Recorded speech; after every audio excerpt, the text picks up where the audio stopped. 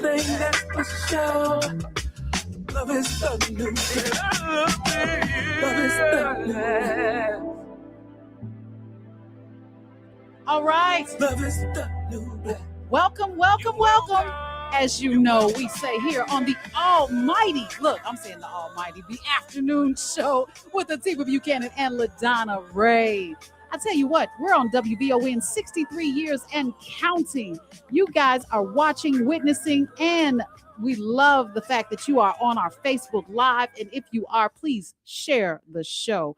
Now, Atiba's he'll be here in a few minutes, guys, but I have somebody here to keep me company. As you know, we have a really spectacular show for you today. It's Relationship Thursday. So we're going to start off with Pastor Anthony Williams, which I'm excited to tell you about a bill that has been passed in his favor, one that he's been working on for a couple of decades, if you will. We had a conversation, and then we're going to go into the legal line with Ted London, attorney Ted London. We can't wait to see what he has to say about the legal line. And then we're going to go into Relationship Thursday. I got a question for you. Do you think that people that are in interracial relationships can be pro-Black? Yeah, let that sit for a minute. Don't light up the phone lines yet. But when we get ready for Relationship Thursday, it's time to have that conversation. And then, of course, it is Think Tech with Jason Easterly. He's coming in to talk to us about some AI and how your coworker might be an AI bot or an AI agent. But I got some smoke for him. But joining us right now, I tell you, I want to give you just a little bit of framing. As I mentioned, Pastor Anthony Williams, but there's more to him than just that. Watch this.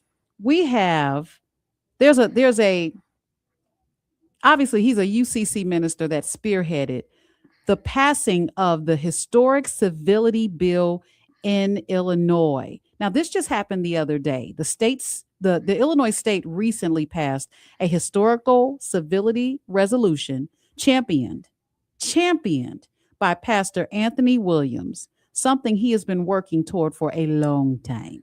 The bill declares August 2026 as Civility Month in the state of Illinois and commends South Suburban College for its commitment to promoting respectful dialogue. And this was per the UCC.org article that was put out just the other day. We want to tell you more about what this means, but I want to tell you more about who our guest is. Our guest, as I mentioned, is Pastor Anthony Williams of King International Ministries, ordained minister of UCC. Welcome to the afternoon show, Pastor Williams. Young lady, it is an honor to be with you. I appreciate that, as it is to be with you.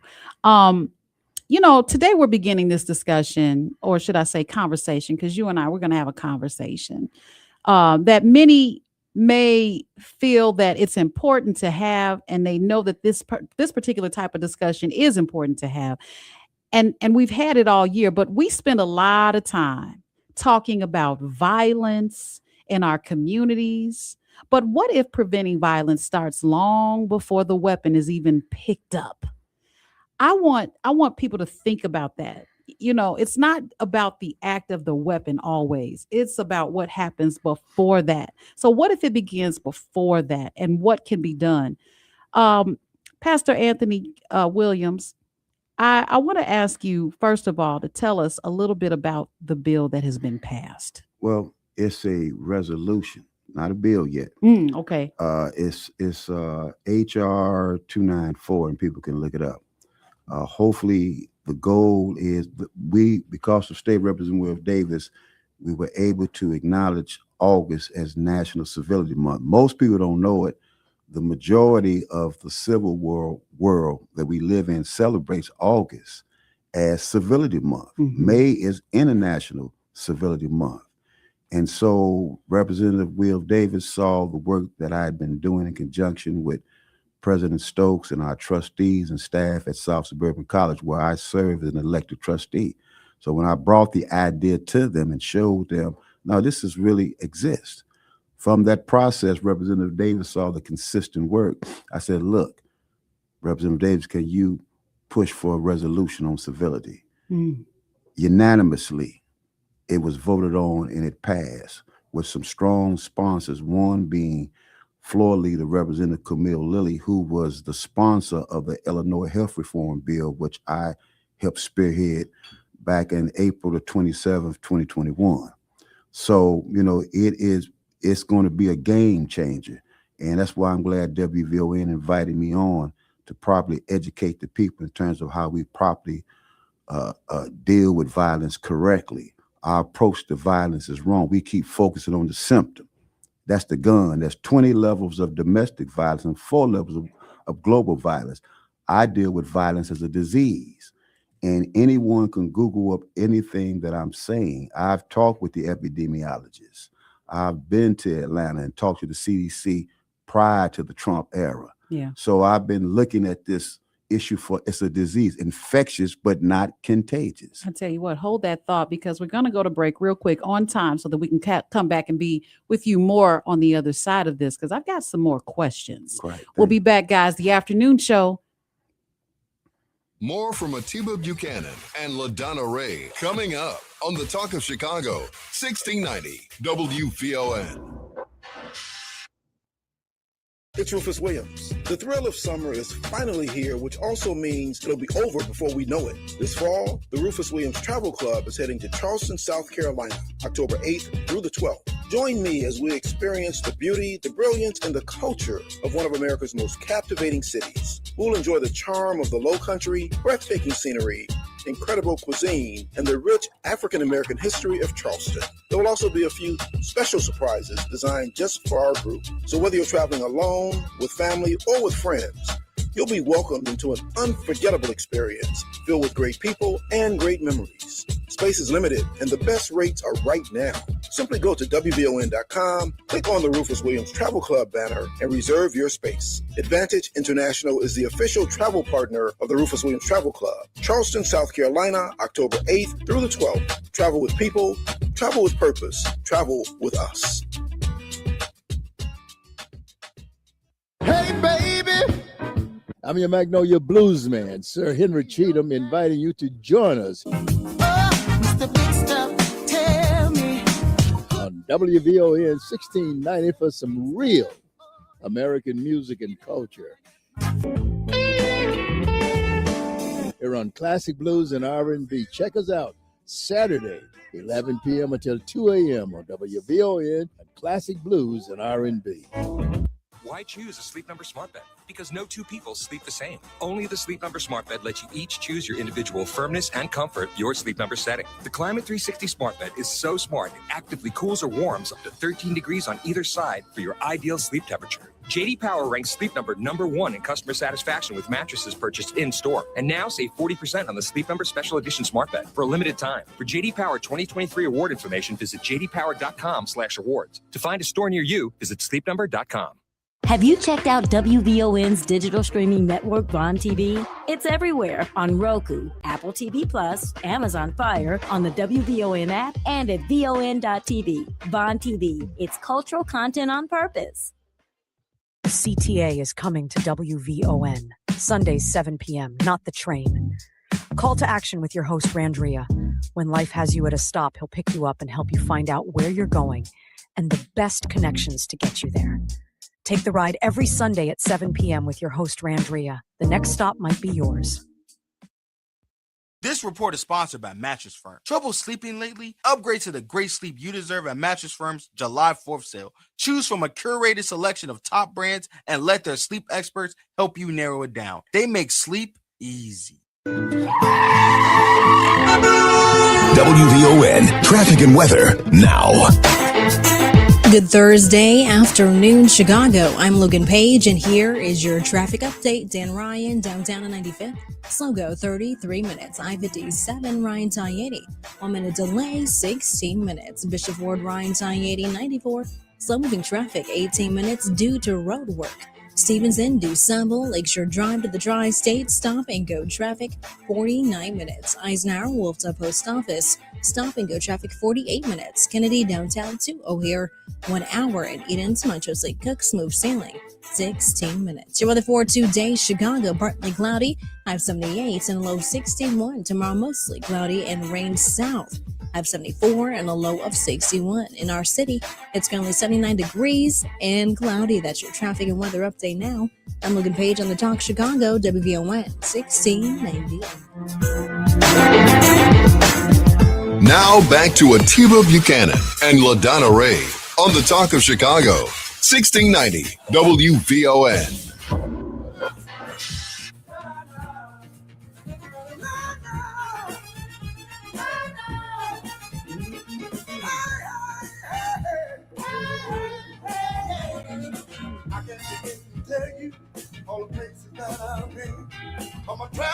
All right, welcome back.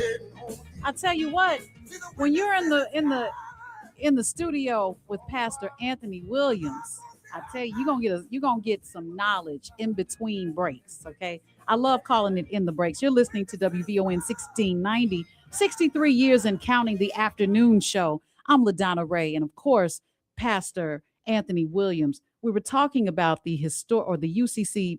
I'm sorry, as a UCC minister yourself, the passing of the historic civility bills, what they're calling on this article. I want to clarify that. However, when you talk about violence, you talk about violence being something that we need to really understand. It's not about the result, it's about the what. So what is violence to you, Pastor Anthony Williams? It is, I want to speak from science.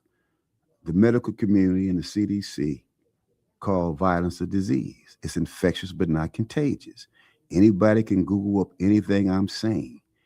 Infectious but not contagious. It is a disease. So when I deal with violence, there are 20 levels of domestic violence and 4 levels of global violence. Mm-hmm. That's a reality. The data and the stats I give you, you can Google it up. Unfortunately, we keep looking at the symptom: gun violence, domestic violence, global violence. You had to look at stop looking at the symptom and look at the disease. Infectious but not contagious. Now, our government knows this. The scientific community, they educated me, the epidemiologists, particularly Black epidemiologists. There's a lot of them in this country. Mm-hmm. They said, don't you ever call that a contagion, because they'll be wanting to get Black folks shot. It's infectious but not contagious. So when I talk to any professional or any common citizen, I let them know, do you want a disease? They'll look at me, well, this is what this is. That's why civility is so important. Civility reverses the flow of violence. How do you do that? Through policy and through legislation. Let me use history. King and Malcolm understood the violence of America. Mm-hmm. Representative LaShawn Ford said it like this. One day we were talking. He said, man, the only people can stop violence, Brother Williams, is Black folks. I said, why you say that? He said, because we've been the most violated people on this earth. Mm. So when I looked at that and I started framing and started looking at the disease, W.B. Du Bois said that color would be the number one problem of the 20th century. And he was correct. The number one problem of the 21st century is violence, and all the evidence is there. The Illinois Health Reform Bill, House Bill 158, the civility resolution is a combination and a collaboration of many people working with me over the years, because you had people who continue to want to push the symptom, which is the gun violence. That's not the issue. When we talk about violence, we must look at it as a disease, because that's exactly what it is. Now, we don't have to panic about it. We've got to do what? You got to educate people. Just like with COVID, public service announcements. I want to demonize violence. Right now, you have profiteers of violence. There's more profit in the solution than there is in the problem. And so, the key thing is to realize, that this is a disease. All right. Now, I want you to clarify what civility is. Mm-hmm. We know what civility is, but when you just broke down what violence is, in your own words, what is civility? Civility is the essence of who we are as human beings. So period, point blank. Period. So we are naturally civil. We are naturally civil, but the beauty of it, when you look at civility as it relates to Black folks, it's interesting when I look at ancient history. Yeah. The Indus the Indus Valley, Indus.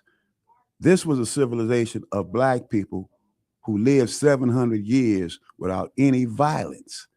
They died off because of diseases. And when the archaeologists went to doing the digging up, they realized, you know what? There was never any violence there. There wasn't any war. See, the thing is, in America, we love violence too much. Yeah. If you took away the NFL, there would be a riot right now. We want those gladiators out there. If we go to a movie, ain't enough killing in the movie. Kill them. Kill that so-and-so. We are inundated. We are inundated in violence. We just, everything we have to do is violent. I got to come back and get you revenge violently. But I think to your point, I think violence is okay. It may be what some people want or most people want until it happens to them. Then it changes things. Oh, it changes things. And to that point, can teaching people how to disagree respectfully actually prevent future conflicts from becoming violent? Oh, yes, it can. So how do we work towards that? Look, there's 12 gates to the city of heaven. There's a lot of people out here doing good work around the issue. But see, until you know what you're fighting, you're not as effective as you can be. Mm-hmm. Perfect example. Mind your own business. That's civil. Agree to disagree. That's civil. Mm-hmm. Encourage people. That's civil. That's a part of what civility is, because of the fact that when one is civil, one thinks in terms of moving forward and not backwards. It is unhealthy. America is very sick. You have a president who is a violator. Trump is a very violent person. The federal government is very violent right now. The role of government is for us to be civil, to protect us, correct us as necessary, and direct us as necessary. And not incite violence. And not incite. But yet you have a federal government that is very violent towards its citizens. Mm. And so citizens need to understand the importance of what we're doing in the state of Illinois. This is the first state that had the common sense to pass the Illinois Health Reform Bill. In that legislation, it declares violence a public health crisis. I love it. You know, if every listener left today listening to this conversation and practiced just one principle of civility this week, what would you recommend that they do?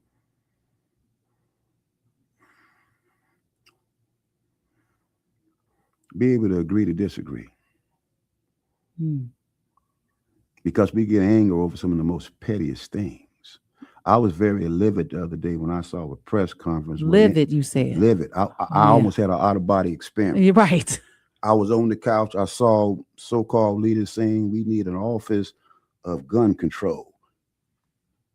Dangerous. Yeah. It will boomerang on our people. You're talking about a symptom instead of addressing the disease. So I made some pastoral visits. I went over to Trinity Church. I went over to St. Sabina. I went to the Urban League to talk to some of these people at this press conference and say, you are missing a piece of the puzzle. Now, the city of Chicago had sense enough to call me. Mm-hmm. They had sense enough to call me because they understand that they can be caught in a political triangle with a push from the community and black folks talking about our office of gun control. Are you trying to destroy your own people? Oh, right there. That's so powerful. And, you know, we talk every day about trying to rebuild the community of our people. White men are getting all the violence prevention money along with the Crown Foundation. Well, Pastor Anthony Williams, I want to thank you for coming in today. Keep us updated. I shall. Because, you know, there's not a lot of articles written on this. And the one that we have, I definitely want to share it with our audience so that they can read it for themselves and share it as well. We've got to heal this nation, and the key is civility. Remember that violence is a disease. We want to demonize it. Infectious, but not contagious. I love that. Thank you so much. God bless you. Same to you. Guys, we're going to go to news, traffic, and weather. And when we come back, none other than Attorney Ted London right here on The Afternoon Show.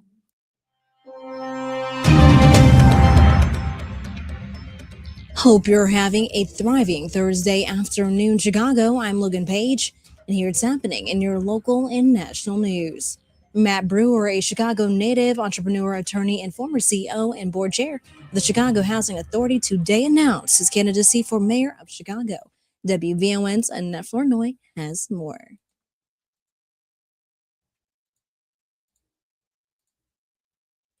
Brewer entered the crowded field with a video announcement this morning. I'm running for mayor because for too long we've been presented with a false choice about Chicago's future. Mayor Brandon Johnson let him go last April.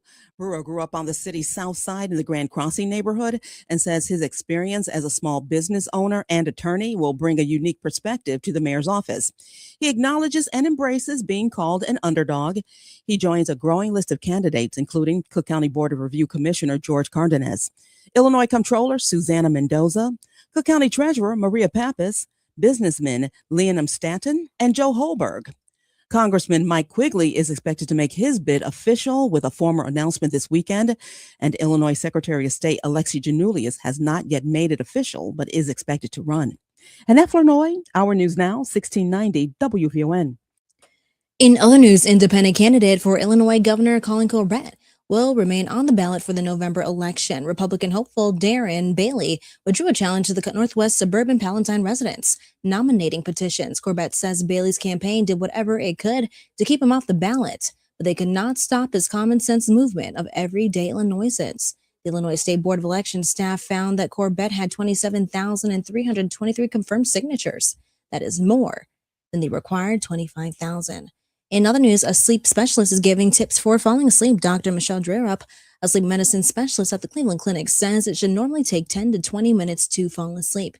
If you are falling asleep faster than that, she says, it may suggest sleep deprivation or an underlying sleep issue. If it takes longer, she recommends keeping a consistent sleep schedule, exercising regularly, and avoiding caffeine at night. She also says don't get into bed until feeling sleepy. And House Speaker Mike Johnson is facing pressure from conservative hardliners, demanding action on the Safeguard American Voter Eligibility Act, or also known as SAVE Act. The bill will require proof of citizenship to require and register to vote and a photo ID to cast a ballot. Although the measure passed the House, it has stalled the Senate amid Democratic opposition. Some conservatives are threatening to block procedural votes, a move that could significantly slow House business, given Republicans' narrow majority. I'm Logan Page, and that's what's happening in your news now on WVON 1690 AM.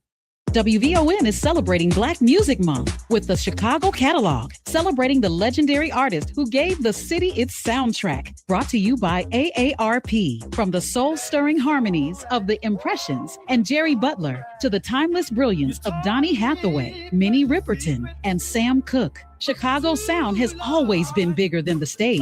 We're honoring the funk and fire of Earth, Wind, and Fire, the unmatched voice of Shaka Khan, the poetry and power of Curtis Mayfield, and the global movement born from Chicago house music. The Chicago Catalog is more than a music series. It's a love letter to the artists, innovators, and culture shapers who turned Chicago into one of the greatest music cities in the world. The Chicago Catalog is an exclusive feature of WVON and brought to you by AARP, a proud supporter of Black Music Month.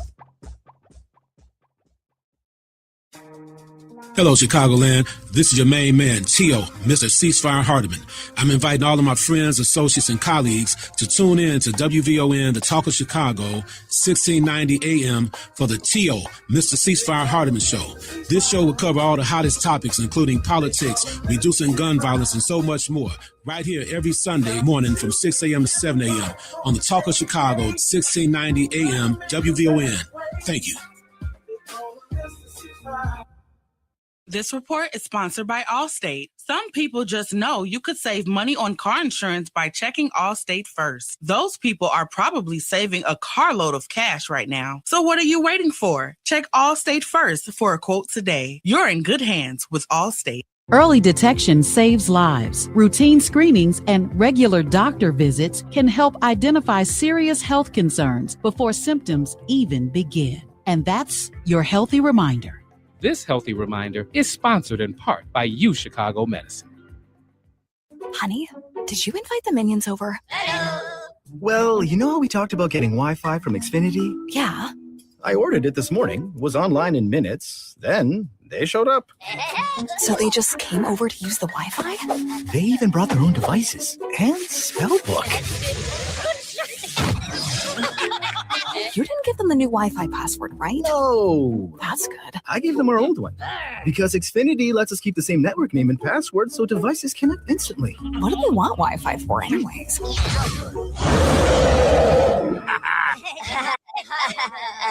Better not to know. Plausible deniability. Get streaming or scheming instantly with same-day Wi-Fi from Xfinity. Plus, lock in one price for the most reliable fiber-powered Wi-Fi for 5 years. Guaranteed. And see Minions and Monsters only in theaters. Xfinity. Imagine that. Restrictions apply. Not available in all areas. Use of fiber coaxial cable. Learn more at xfinity.com/same-day Wi-Fi. Wendy's new Biggie Deals lets you choose whatever you're in the mood for. It's like a music mixing board of deals, and you're the producer. Go with some chill folk music with a JBC in the $4 Biggie Bite snack. Try the drum and bass of deals with a double stack in the $6 Biggie Bag. Or go full-on sandwich symphony with an $8 Biggie Bundle, the grand finale of snacking. And the best part? They all come with napkins. $4, $6, and $8 Biggie Deals how you want them at Wendy's. Price and participation may vary. Single items at regular price. Prices may be higher in Alaska, California, and Hawaii. Why'd I go to the doctor? Working on the farm, my heart kept skipping a beat. I didn't think much of it, but my daughters made me get checked out. Turns out I have atrial fibrillation, which increases the risk of stroke about 5 times. Symptoms like irregular heartbeat, heart racing, chest pain, shortness of breath, fatigue, or lightheadedness can come and go. But if it's AFib, the risk of stroke remains. If you have symptoms, contact a doctor. I'm so glad I did. Visit notimetowait.com. Sponsored by Bristol Myers Squibb and Pfizer. It's Rufus Williams. The radio keeps our ear to the pavement so we know what's going on in the community. And I got to say, what and how you've been doing it as my frat brother, but more importantly, what VON does, you are the new Ebony Jet that keeps our community connected. Well, thanks. That's a huge compliment. Weekdays at 7 a.m. on The Talk of Chicago, 1690 WVON. This report is brought to you by ComEd, powering lives. Here's a great savings idea. Did you know you've got the power to manage your energy? Yep, from usage alerts to energy saving programs and more. ComEd has all kinds of ideas to help you gain control over your energy saving costs. Find out more at ComEd.com/energy savings. Now back to Atiba Buchanan and LaDonna Ray on The Talk of Chicago, 1690 WVON. It's time for the 3:30 Focus with Ted London, powered by the law offices of Ted London and Associates.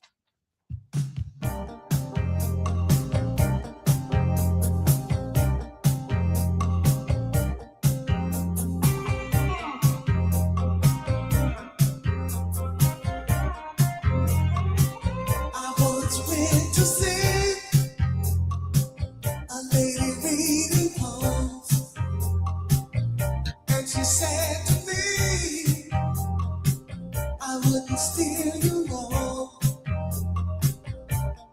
She said, ooh, your lucky number's 454. 454. There are so many people who give it out.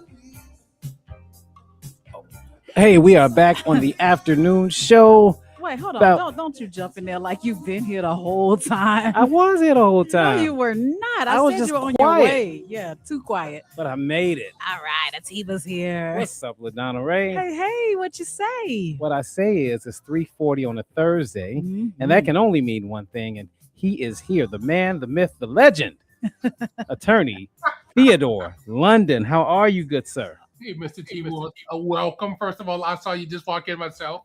But Yeah. welcome. Right. That's right. Bust him Yeah, out. busting me out. It's Sorry, okay, sorry, though. sorry. But as always, such a pleasure and a privilege to join you too every Thursday here on the Legal Line. Thank you so very much for having me. I want to say, of course, hello to my beautiful wife, Kelly, who is listening. And to all of you who are tuning in this afternoon, thank you so very much for joining us again. You know what? We have some guests that's going to be joining us in a second, but Atiba, I just want to just congratulate you on being on the top of the list of Thank you. transplant. Thank you. Atiba and LaDonna, I keep telling you guys this. I still not sure if you believe me, but I am a WVON listener. I see. Oh yes, yes, see. yes. I listen We to do you not guys.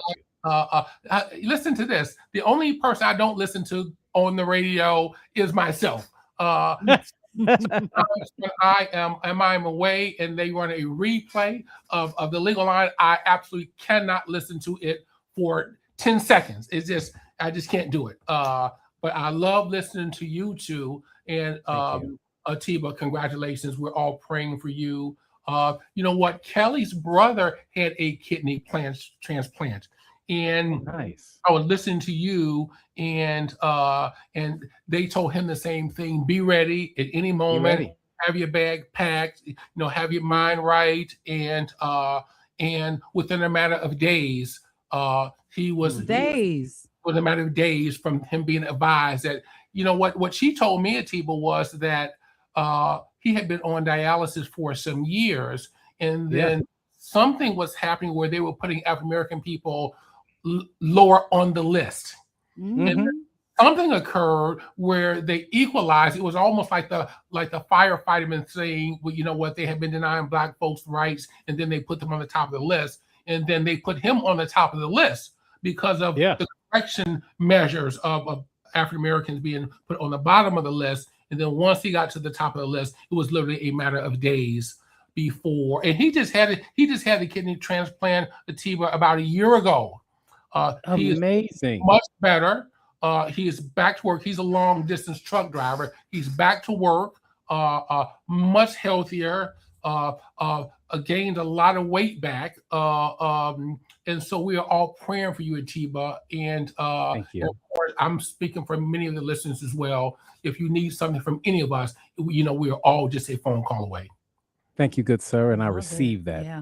Thank you so much. So I know you got some great content for us today. We do. You know what? I have the ladies from Alpha Kappa Alpha Sorority Incorporated, Lambda Mu Omega chapter, and I'm not Greek, so I don't know what the Xi Kappa chapter is. Somebody help me with that, please.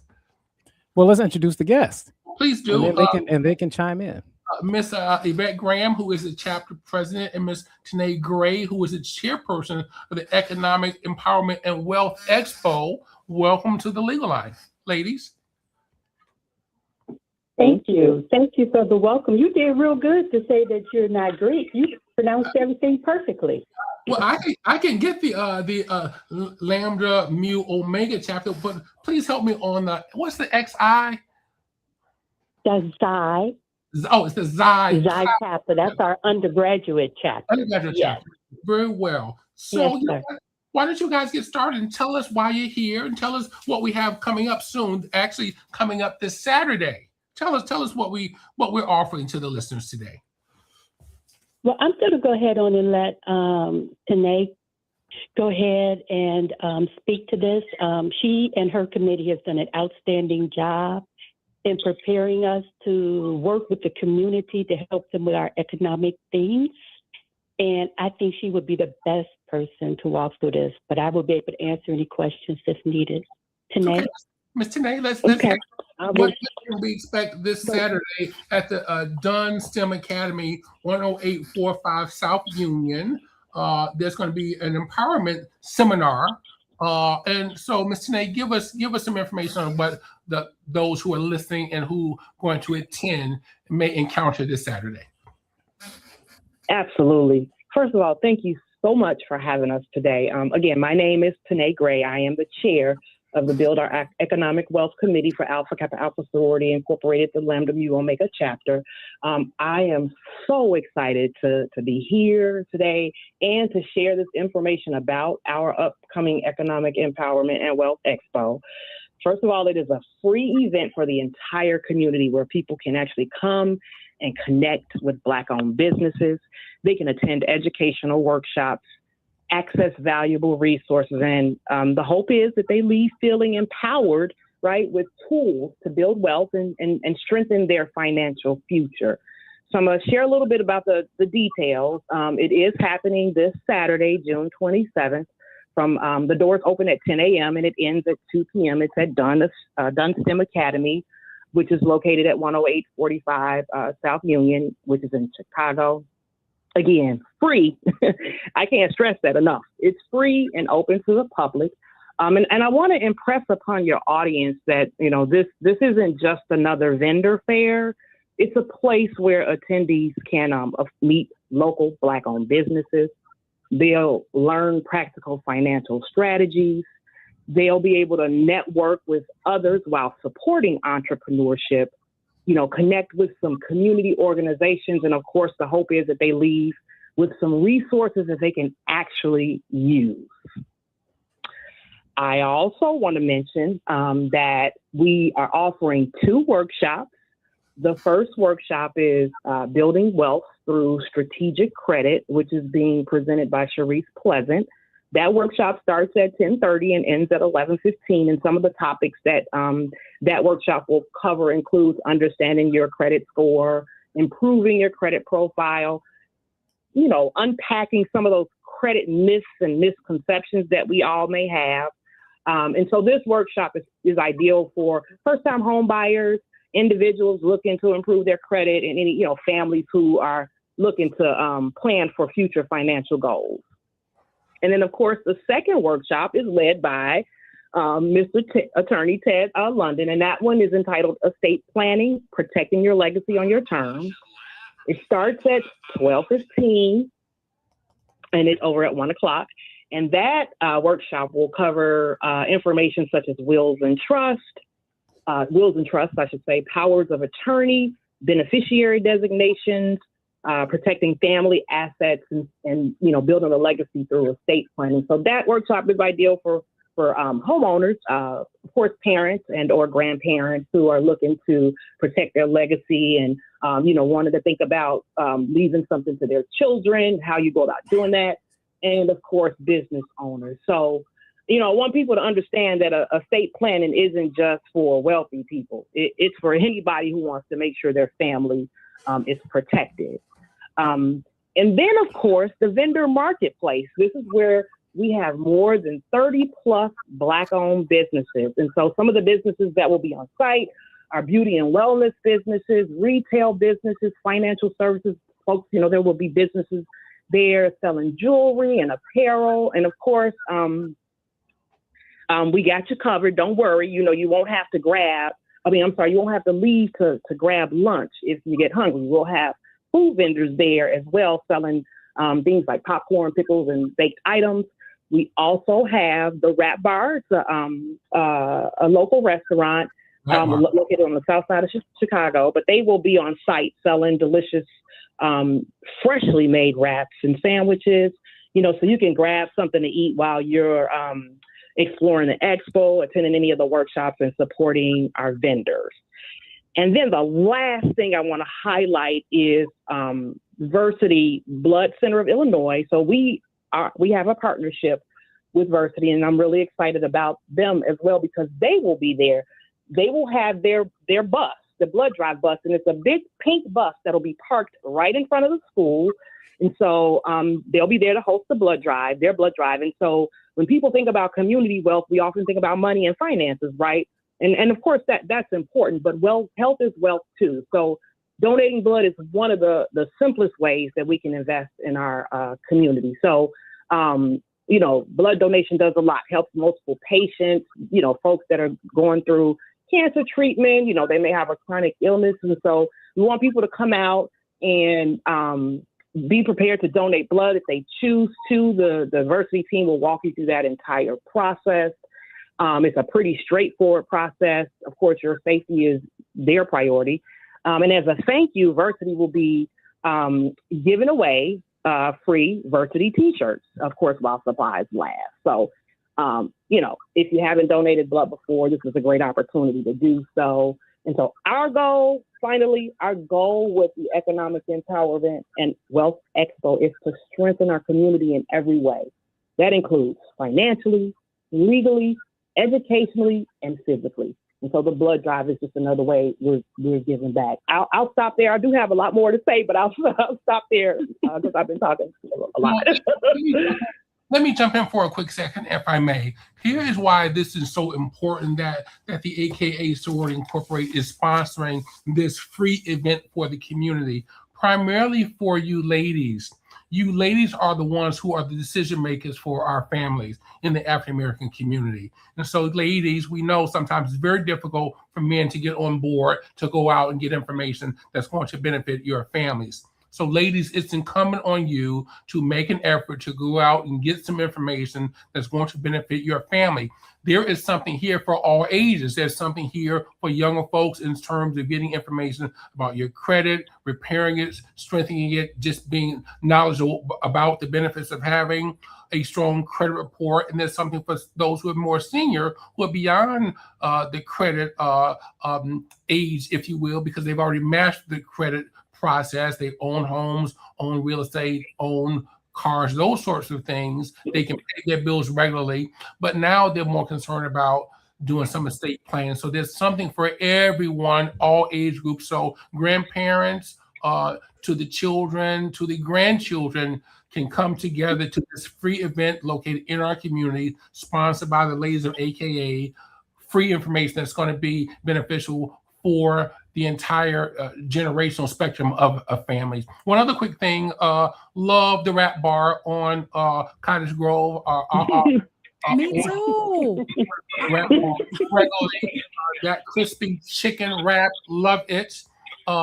Love it. So thanks to the Rap Bar. If you haven't tried the Rap Bar, come to the event this Saturday at 10845 South Union. Try the Rap Bar. You're going to love it. One other thing about the blood drive as well, and even regarding the organ donations,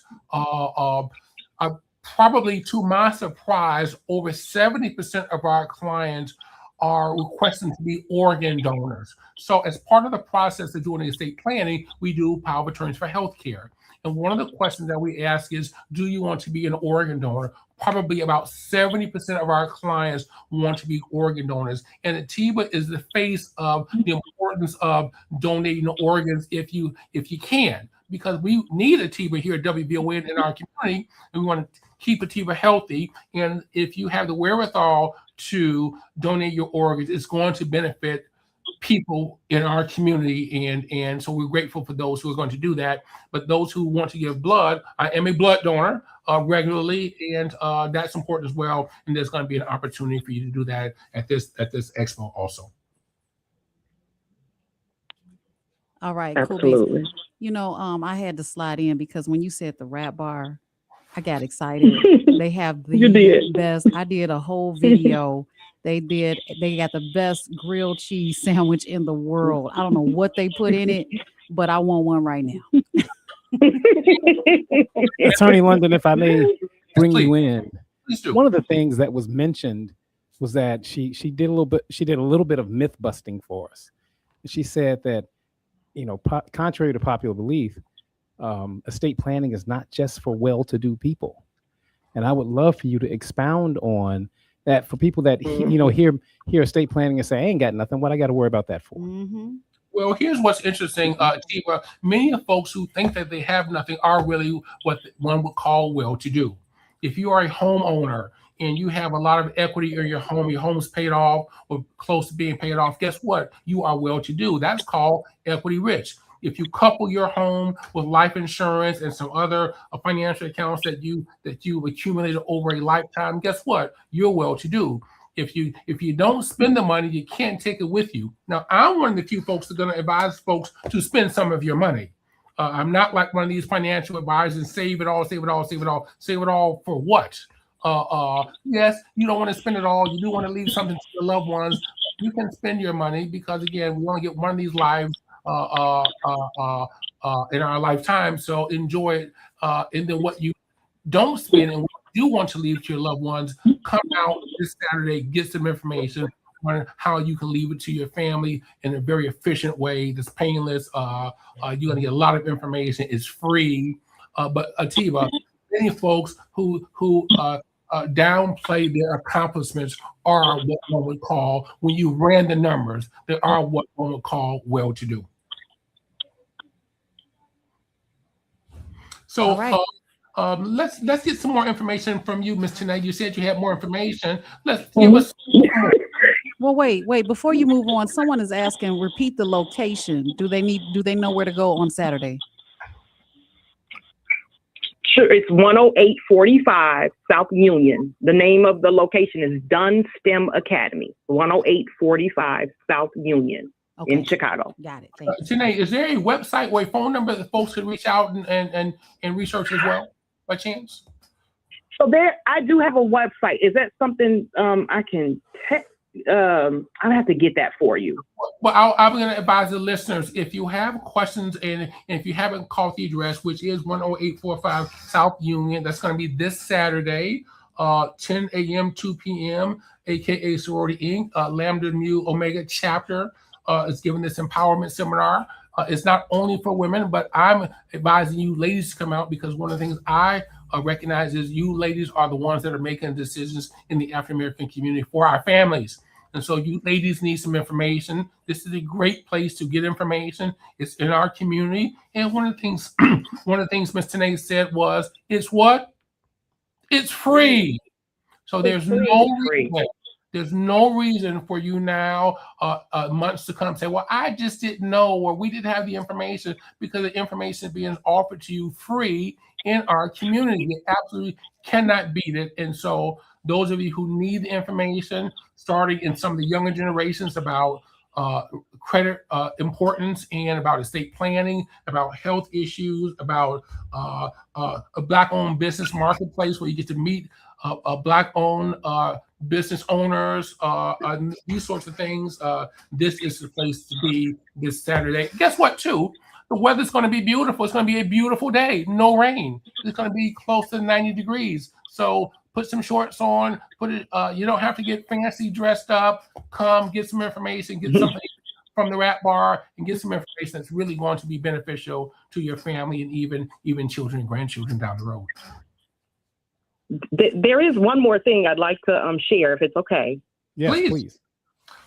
I almost forgot about this. So many of our vendors have generously contributed items for our raffle. So we're going to have raffles going on throughout the day. We'll be giving away prizes as another way to thank our attendees for coming out and supporting Black-owned businesses. So again, bring your family, bring your friends, invite your neighbors. Again, admission is completely free. We want everyone to leave with information, inspiration, and resources that can make a lasting difference in your lives. Well, one last thing, this Attorney London guy is going to be one of the presenters there. And this Saturday at 12:15, from 12:15 until 1 o'clock. You know what, we're grateful and proud to say that normally when I do events, we do really attract a number of people. So if your intention is to come early, get your seat, get your grilled cheese from the Rap Bar, or get my favorite, which is the crispy chicken wrap. Love it. And the Rap Bar actually have the LaDonna, have you tried their cookies at all? No, I'm stuck on the grilled cheese. I get it every time. Cookies are unbelievable. If they don't run out, be the first in line to get some of the cookies from the Rap Bar and come and get some information. One last time, 10845 South Union in Chicago. This Saturday, it starts at 10. It goes into 2. It's only half day. Weather's going to be beautiful. No reason for you not to come and get some information that's going to benefit your family. And you said don't be on time. You said be early. Be early, because again, it's going to be crowded. One thing we know, AKAs, they attract a crowd as well. And one last thing, you don't have to be an AKA to attend. You don't have to be an AKA to attend. They're just the sponsors of this event. And so great opportunity for you ladies who we know are the decision makers in our families to come and get some information to share with your friends, neighbors, loved ones, and even better yet, bring them, as Ms. Tanae said, that you can do that. All right, Attorney London, can you leave your phone number real quick? Well, you can always call us 773-721-3333, 773-721-3333. Some of you may be driving, you may not be able to write it down. You may be dealing with grandchildren, picking them up, and those sorts of things that I know some of you listeners do. You can always call our office. We'll get you the information for this empowerment expo sponsored by AKA Lambda Mu Omega chapter this Saturday, and we hope to see you there. It's going to be a great opportunity to mingle and learn and share. It's just going to be a great day. Excellent. Ms. Gray, Ms. Graham, thank you both for joining us This has been highly informational. I cannot tell you how many comments in the chat saying this is great information. And So just have my grilled cheese wow, that's ready. great. Have my grilled cheese ready on Saturday. And just put my bed in. We will. Thank you so much for allowing us to be here today. We appreciate it. until next time, Attorney Linda. Be in there this Yes. Saturday at 12:15. Thank you, ladies. All Thank right. you, Attorney. Sure. All right, Bye guys, now. we're at the top of the hour and just a little bit over the break, but we'll be back. And you know, when we come back, it's Relationship Thursday. Get those phone lines lit. Can an interracial couple be pro-black, or can the person that's black in the interracial couple, you know what I'm trying to say, can they be pro-black? Hit the phone lines, 773-591-1690. We'll be right back. Happy Thursday afternoon, Chicago. I'm Logan Page, and here are your news headlines. Matt Brewer announces Merrill Run, highlights business and civic experience with WVON's Ken Duncan. Chicago tourism hits record spending and visitor numbers. Cubs trade with Mets to add David Peterson to injury ravaged. Pitching staff. And death toll rises following powerful Venezuelan earthquakes.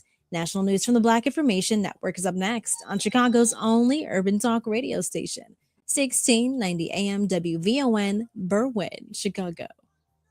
BIN News Now. Detroit police say a 7-year-old boy is hospitalized in critical condition after being shot several times last night at a home on the city's west side. Deputy Chief Tiffany Stewart says a man was also killed in the shooting that happened just after 9:30 Wednesday night. At this point in time, we do not have a lot of information regarding what occurred at this scene.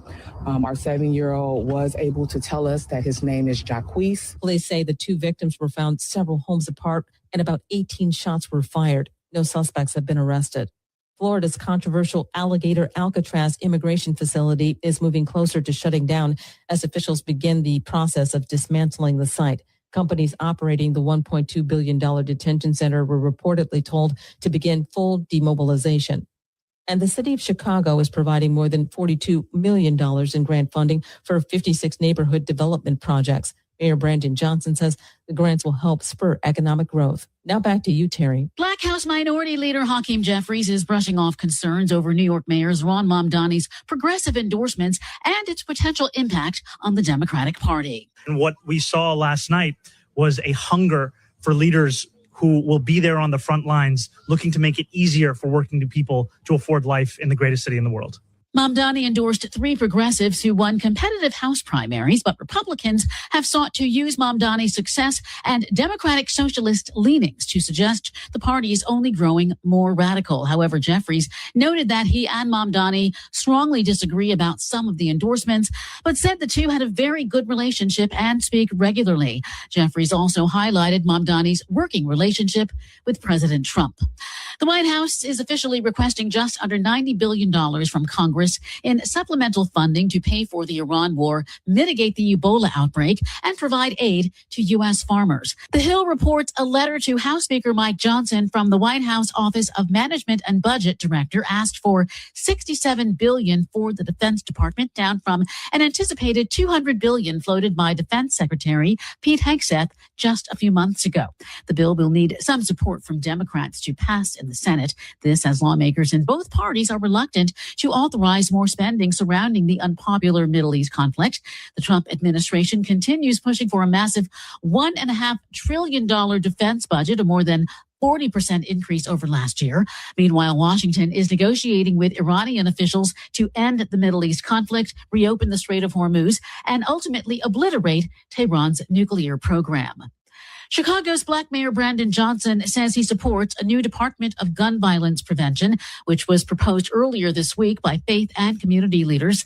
He says he plans to take a close look at the proposal. Some city council members are hoping to introduce an ordinance before the August recess. Meanwhile, critics say creating a $100 million office during a huge city deficit isn't wise. It all comes after dozens of people were shot and 6 killed last weekend in the Windy City. Black Congresswoman from Texas, Jasmine Crockett, was not picked as the Senate nominee and is not campaigning for the winner, James Tallarico. That's leading to questions about whether Black voters will come out in November. the fear for Tallarico isn't so much that Black voters vote for Ken Paxton, it's that they don't turn out in large numbers. Rice political analyst Mark Jones says the Black voting bloc is reliably around 15% of all ballots cast. If that drops to single digits, Tallarico is in trouble. The latest polling shows that he and the Republican Ken Paxton were in a dead heat. Stay informed, stay connected, and subscribe. Follow VIN News this hour wherever you get your podcasts. I'm Terry McCready for the Black Information Network. Summer is here, the season of sunshine, fireworks, and the freedom to enjoy what matters the most. And at United Fidelity Bank, they believe freedom starts with smart savings. Whether you're grilling with friends, riding bikes with the family, or watching fireworks light up the night, your money should be working just as hard as you do. That's why this summer, you can open up a 6-month certificate of deposit with a 4.15% annual percentage yield. It's a simple, steady way to grow your savings without giving up the freedom of summer fun. At United Fidelity Bank, they don't just focus on numbers, they focus on you, your goals, your questions, and the kind of personal service you won't find at a big box bank. Because at United Fidelity Bank, you get the experience you need and the service you deserve. Stop by their Chicago flagship branch at 1701 West 87th Street to open your 6-month 4.15% APY CD today or anytime at UnitedFidelity.com. United Fidelity Bank, where your summer of smart savings begins. Rates subject to change at any time. CDs renew automatically to the standard rate in effect at the time of renewal unless instructed otherwise. Member FDIC. Have you checked out WVON's digital streaming network, Bond TV? It's everywhere on Roku, Apple TV Plus, Amazon Fire, on the WVON app, and at VON.TV. Bond TV, it's cultural content on purpose. This report is brought to you by ComEd, powering lives. Here's a great savings idea. Did you know you've got the power to manage your energy? Yep, from usage alerts to energy saving programs and more. ComEd has all kinds of ideas to help you gain control over your energy saving costs. Find out more at ComEd.com/energy savings. WVON traffic and weather now. Good Thursday afternoon, Chicago. I'm Logan Page, and here is your traffic update in Ryan, downtown 95th. Slow go, 29 minutes. I-57, Ryan to I-80, slow moving traffic. 15 minutes. Bishop Ford, Ryan to I-80, 94. Slow go due to road work, 25 minutes. Stevenson to Sawbolt, Lakeshore Drive to the Tri-State. Slow go, 40 minutes. Eisenhower, Wolf to Post Office, stop and go traffic, 49 minutes. Kennedy downtown to O'Hare, stop and go traffic, an hour and 2 minutes. And Eden's Montrose Lake Cook, slow moving traffic, 28 minutes with 11-minute delay. The weather for today, Chicago, partly cloudy, high of 78 and a low of 61. Tomorrow, mostly cloudy, rain south, high of 74 and a low of 61. In our city, it's currently 79 degrees and cloudy. That's your traffic and weather update now. I'm Logan Page on the Talk Chicago, WVON 1690 AM. From the Xfinity Studios at WVON, it's Atiba Buchanan and LaDonna Ray on Chicago's Essential Storyteller, 1690 WVON. It's Relationship Thursdays on your afternoon ride. Atiba, LaDonna Ray, Cheryl Grace by your side. Black love, real talk, no hiding, no shade. We're navigating commit on double one way. From how do we heal, to how do we stay, boundaries and bills, and the words we say, dating the vow, conflict to grace. We bring the tools to keep love in its place. Dial 773-591-169. Let your story flow. Relationship Thursdays, where love skills grow. All right, we are back on the afternoon show. Atiba Buchanan, LaDonna Ray. You know what that music means. And thank you, LaDonna Ray, for that introduction. It still hits. Yeah. All this time later. We are joined in StreamYard by our co-host for this segment. She is looking lovely and amazing and a literal ray of sunshine, Miss Cheryl Grace of Powerful Penny. How are you? Please tell us you unmuted us today. Can you hear me? Right? We coming in right today. Can you hear me now? All right, you sound as amazing as you look. Thank you. Man, Thank you. you're very welcome. Miss Grace, did you hear the good news this week? No. Okay, let me catch you up. Yes. I did announce to the WVON audience that I have been approved for kidney transplant through University of Chicago. I am listed with the state registry and am very near the top of the list, if not at the top of the list. That is So fantastic news. thank you very, very much. Keep me in your prayers. We still, so still a long way to go, but that is some fantastic news, and that's news that I needed. Yeah, the approval is half the process, right? So Yes, you're because all healthy and ready to go. All systems. all the testing that it takes to get approved, man, it's a process. And you know what was tripped out is when he made the announcement, I had just said, well, afterwards I said I had got him some chicken, some fried chicken. Yeah. But he didn't need it. I did. Yeah. I was gonna say, did you have to take back, or did you just take one for the team? It was dinner for the kids. It was great. Okay. Yeah. Well, that's wonderful, Tiba. Happy, very happy for you. Thank you very, very much. Did you get an opportunity, Miss Grace, to hear the suggestion for this week for relationship? Mm-hmm, I sure did. And I know you got some thoughts. And here's the fun part about it. I have no idea what LaDonna's going to say. I have no idea what Cheryl Grace is going to say. And they don't know what I'm going to say. Right. But here is the matter of fact. Shapiro, let's go ahead and play the reel because it sets it up, and then I'll give you a little information after that. Because nobody is addressing my original point, but no, I don't think that you can be pro-Black with a non-Black partner. I don't. I'm gonna tell you why. But first, I feel that Black people who date outside of their race, who feel offended by that statement, they hear something that we're not saying. It's not that you're anti-Black. It's not that you hate yourself. That's not it. Pro-Blackness is a specific sector of the Black identity. It can only exist for Black people. Pro-Blackness to me means when you can choose, where you can choose, your priority is furthering Black people. I'm talking about Black Americans right now. Also, this is a B2B conversation. Okay, please see your way out if you do not apply. And to me, that includes your romantic partners, because that is a choice. It's a harder choice to choose Black men or whoever you're attracted to, Black people as your partners, because there are fewer of us. We are in the ethnic minority. We are an endangered species. So it is a harder lift for us to find Black partners. But if you don't prioritize that, that is okay. That is fine.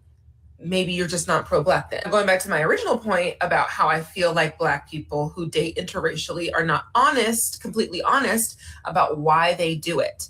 They make it seem like you just have no choice in the matter, and just falling in love just turns you into this like love spell demon that has no control over what happens next, and you're unable to choose the next part of the relationship or whether the relationship goes forward or not. There is choice there. And I've seen a number of comments that imply that Black men are not attracted to you and that men of other races are the ones who are attracted to you. Therefore, that's who you go for, which, pick me aside. What does that say to you about those men?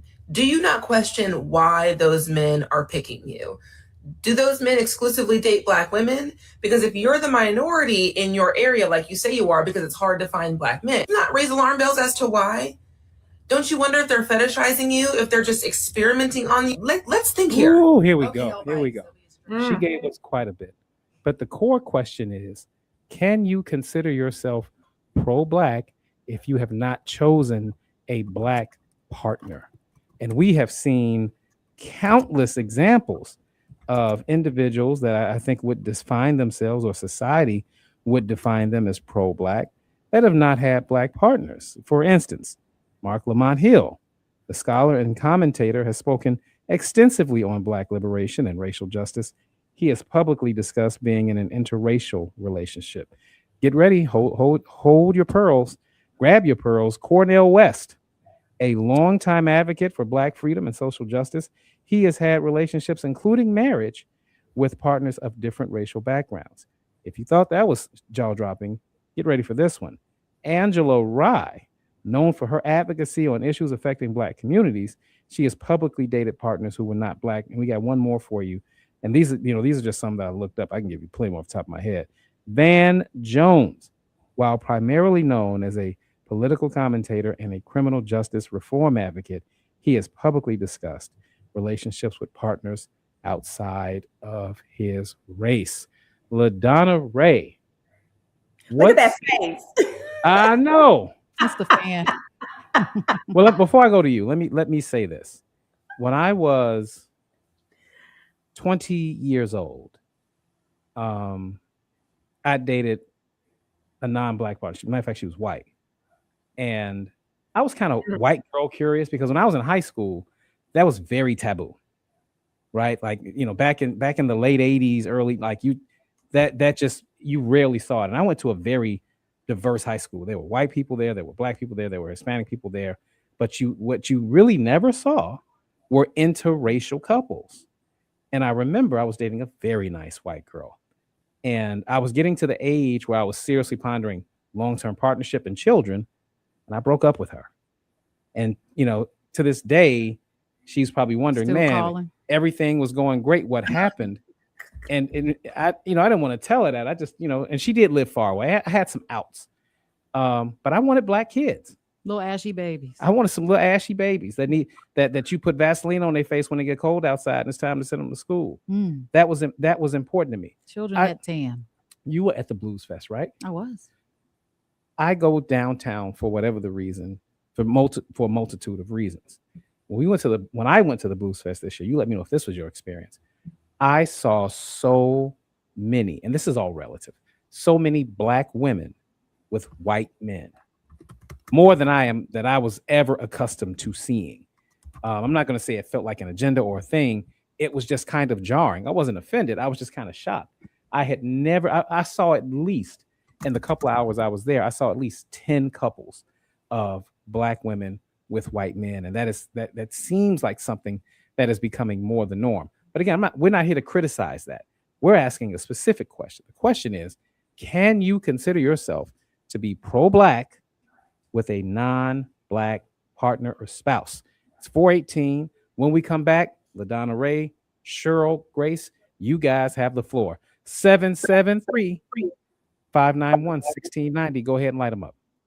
More from Atiba Buchanan and LaDonna Ray coming up on the Talk of Chicago, 1690 WVON. Chicago's music legacy is built on endurance, and the Dells turned longevity into an art form. Formed in Chicago in the early 1950s, the Dells became one of the most successful and longest-lasting vocal groups in music history. For more than 4 decades, their smooth harmonies and emotional performances captivated audiences around the world. Classics like Oh What a Night, Stay in My Corner, and The Love We Had Stays on My Mind helped define the sound of R&B and soul for generations. The Dells survived changing musical trends, crossed generations of fans, and earned their place in the Rock and Roll Hall of Fame. From Chicago street corners to international stages, their music proved that true harmony never goes out of style. They gave Chicago its soundtrack, and the world never stopped listening. The Chicago Catalog, an exclusive Black Music Month series brought to you by AARP, a proud supporter of Black Music Month. Some days I cover up because of my moderate to severe plaque psoriasis. Now I'm hitting the road with clearer skin thanks to Skyrizi, Risankizumab Riza, a prescription-only 150 milligram injection for adults who are candidates for systemic or phototherapy. With Skyrizi, 3 out of 4 people achieved 90% clearer skin in 4 months. And Skyrizi is just 4 doses a year after 2 starter doses. Don't use if allergic to Skyrizi. Serious allergic reactions and an increased risk of infections or a lower ability to fight them may occur. Before treatment, your doctor should check for infection and tuberculosis. Tell your doctor if you have an infection or symptoms such as fever, sweats, chills, muscle aches, or cough, or if you plan to or recently received a vaccine. Thanks to Skyrizi, there's nothing on my skin, and that means everything.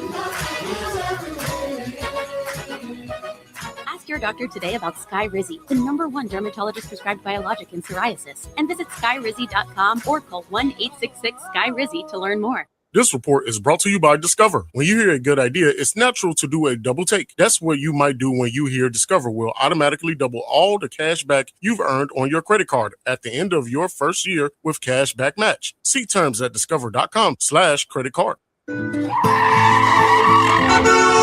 WVON traffic and weather now.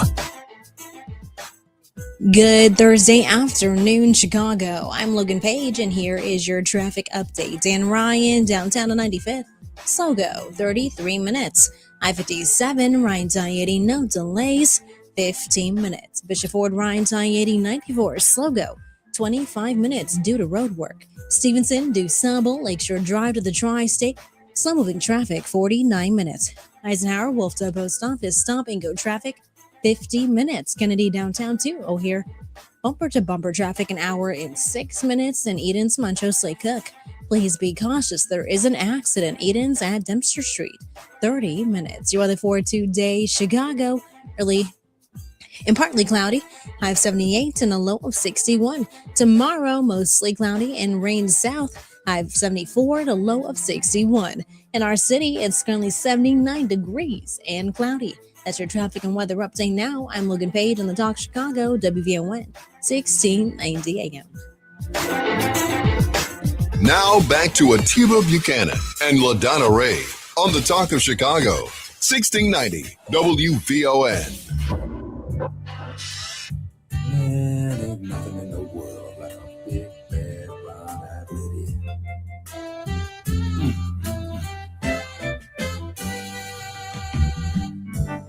Oh, how lovely in the morning.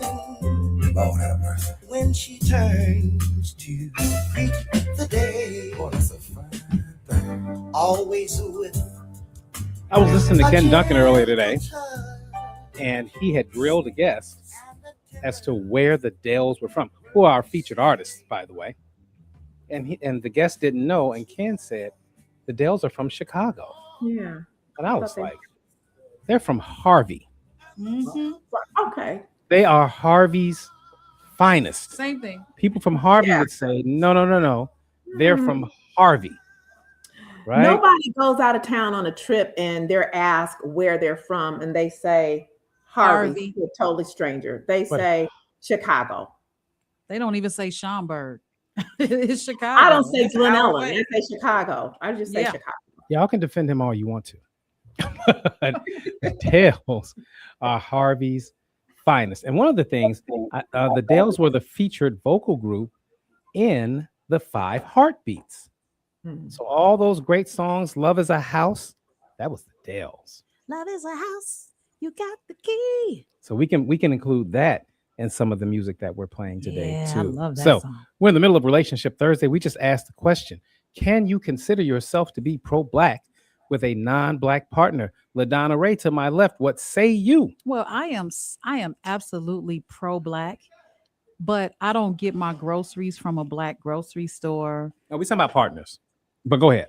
I don't get everything that, because even though I want to spend in the black, I don't always have that option. And I'm using this as a scenario. So if I'm not able to get the things that I need and want from a black retailer, then I have to go elsewhere and get what I need and want for myself, or I would do without. The same thing goes when it comes to a partner. I know y'all gonna be like, whoa, wait a minute, what just happened? Well, the reason why I can say this is because I dated a white guy before, twice. And the same white guy twice or 2 different white guys? No, once I break up, that's it. But no, it was 2 different white guys. One was casual dating, just going out, and one was the actual relationship. And in that relationship, I learned a lot of things. That's not the point, because I've talked about this before. I learned a lot of things. I'm not saying I wouldn't have learned it from my brothers, but he was a little bit further than my brothers, and that's not why I chose him. He kind of chose me, and I went for it because of where I lived. My environment kind of dictated that. But the things that I learned after I ended that relationship, because I was already a mother of 2 boys, and we're walking through the mall in the north suburbs, and he's got my kid on his shoulder. You know what I'm saying? Because he's like, hey, if I'm with you, I'm with them. And the looks we got, he did not care. But he didn't care. My kids didn't notice, but I noticed. And that wasn't the issue. The issue was, when my children come home and complain about black issues, I'm the only one that can handle it. And that's okay. But when I need to come home and talk about black issues, he just didn't see it. And that was part of the deciding factor for me to end that relationship, because I got these black babies and I got these black issues, and I need to come home and cry about it sometimes. Very interesting. Ultimately, then your answer is what? Oh yeah, what was the question? No, I'm just kidding. Like one of the callers, and your answer is your question. No, I think you can be pro-black in a relationship, but you're not going to be able to be yourself in that relationship unless you cut up in front of company, and I don't. So you can be pro-black with a non-black partner. Yes. Okay, thank you. Cheryl Grace, your Dang, turn. You cut me off like that. That was I got to give her time to talk. This was interesting where you said, but you can't be yourself. So Right. I grew up in an all-white neighborhood, and there are 6 girls. And so every day we went off to school, my mother would say, "Do not bring me home any babies or white boyfriends." That was the rule. One sister violated that rule, and she didn't just marry a white guy; she married a German white guy. So in my mind, you can't get any whiter, true white than German. And we had to discuss whether or not we were going to be ourselves whenever he was around. So your point, LaDonna, about not being yourself, we decided if you're going to be in our family, then we have to be ourselves. I do believe that you can be pro-black and not have a black partner. Whether other people accept that claim is a different question. And the issue for me depends on what somebody means by pro-black. And in her description and in some of the folks that you named, Atiba, it means supporting Black communities, advocating for Black political, economic, and educational advancement, and challenging anti-Black racism. I think you can be yourself in that instance if your man understands that those are elements of you and who you are at your core. I'm with that. Absolutely. All right, let's go to the phone lines. We've got Tommy. Thank you, good sir, for calling. Please share your thoughts. My thought is pretty much this. One, I am so happy to hear Miss Cheryl's voice. I thought the MAGA people had got her because she come on here making so much sense. Two, I just absolutely love LaDonna's candidness and her openness. And three, the most important part is, hey, you whoever you're gonna be with. But when you start talking about 400 years and just us, hell no, goodbye. Thank you, Tommy. Thank you for that distinction. Because this isn't a conversation about whether you can date. You can date whomever you want. That's not this discussion. The discussion is, can you consider yourself pro-black with a non-black partner? It's very uncomfortable. It is. I took my white boyfriend to a poetry set on the South Side, and the room, you know how you know how somebody walks in and Somebody they close scratch the needle. close the piano keys, all of that. and I just acted like I didn't see it. I was so uncomfortable because I felt like I had betrayed my people. Yeah, but I loved him. I really did. Let's squeeze in brother Mustafa before we go to break. Hey, Mustafa, thanks for calling. Hey, you know what? You can talk black, sleep white, but you better sleep with one eye open. I tell you that. You know, simply because I've dated a few bunnies. I've been in the Nation of Islam, a Muslim, but ain't nothing like that fine brown frame. That's why I say black queens forever, snow bunnies never. That's all I got. Spoken as a true reformed man. Yeah, absolutely. I mean, you do. There is reformation. I was sexually curious, so I went there. Right. You know, just for my sexual appetite. Same But thing. at the end of the day, It was a curiosity. the white girl don't understand black issues. They never will. You got it, brother. Thank you so much for that. Hold on, Can Cheryl. I ask a question? I just want to ask a quick question. Do y'all go through a phase? Black men, do you go through a phase where you feel like you got to get the white girl out of your system? Yes, but there's a reason why, and I alluded to it earlier, but we'll talk about it more after we hear from Miss Logan. Okay.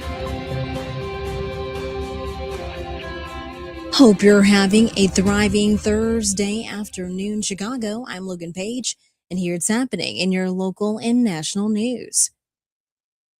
Former Chicago Housing Authority Board Chair Matthew Brewer, an entrepreneur and co-owner of the Wiener Circle, joined former State Representative Ken Duncan to discuss his announcement that he is running for mayor of Chicago.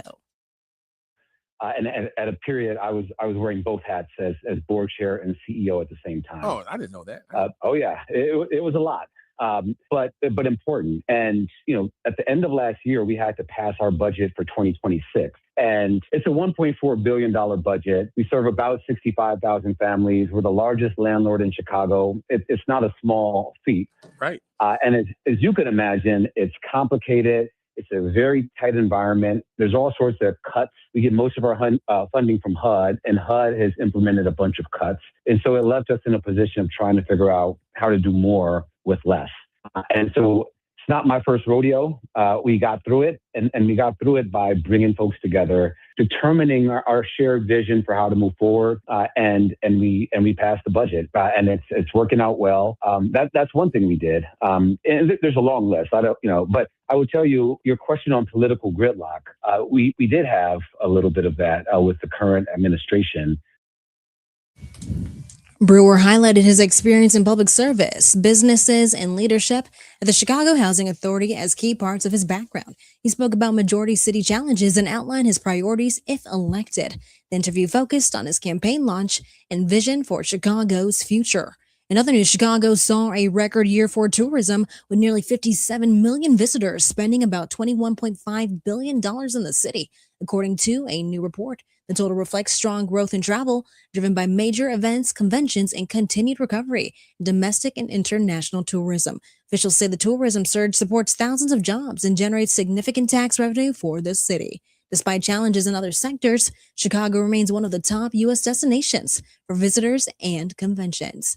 In other news, the Cubs are attempting to strengthen their injury-riddled pitching rotation. The team received all-star hurler David Peterson in a trade with the Mets. The Cubs are sending minor league infielder Cole Mattis to New York. The deal comes a day after the team played two more starting pitchers on the injured list. Right-hander Edward Cabrera suffered a hamstring strain, and Ben Brown has a neck strain that adds to the series of pitching injuries the Cubs are facing. The death toll is rising after two major back-to-back earthquakes struck Venezuela on Wednesday. At least 188 people are dead, with that number expected to continue to rise as many remain trapped under the bubble and rubble of collapsed homes and buildings. Nearly 1,000 people are reported injured as a result of the magnitude 7.2 and 7.5 quakes. Venezuelan President Delcy Rodriguez has declared a state of emergency as the U.S. pledges to send search and rescue teams and humanitarian supplies. I'm Logan Page, and that's what's happening in your news now on WVON 1690 AM. Colon cancer is increasing among younger adults. Talk with your doctor about screenings and never ignore ongoing stomach pain or changes in digestion. And that's your healthy reminder. This healthy reminder is sponsored in part by U Chicago Medicine. Catch Reverend Al Sharpton online at WVON.com or on the WVON app. Just click the Al Sharpton banner. Tune in every day at 12 noon for your daily dose. And if you miss it, catch the overnight replay from midnight to 3 a.m. We're keeping it real with Al Sharpton on WVON 1690. Reverend Al told you personally, keep it real. Keep it real. Keep it real. Weather alert, traffic jam, emergency? Don't panic. Get the OEMC app. All the city updates right in your pocket. Fast, easy, ready whenever you are. Download now and stay one step ahead. Chicago's safety and weather info literally at your fingertips. Hey Alexa, play WVON 1690 AM. Getting WVON 1690 AM station from iHeartRadio. Try it out for yourself. America is listening to WVON. Hey everybody, this is Kendall Moore, the Kendall Moore Show, getting you from your work week to your weekend each and every Friday night from 6 until 9 p.m. I get you from your work week to your weekend. Church, tabernacle. Kendall Moore, radio for the next generation on the Talk of Chicago, 1690 AM, WVON.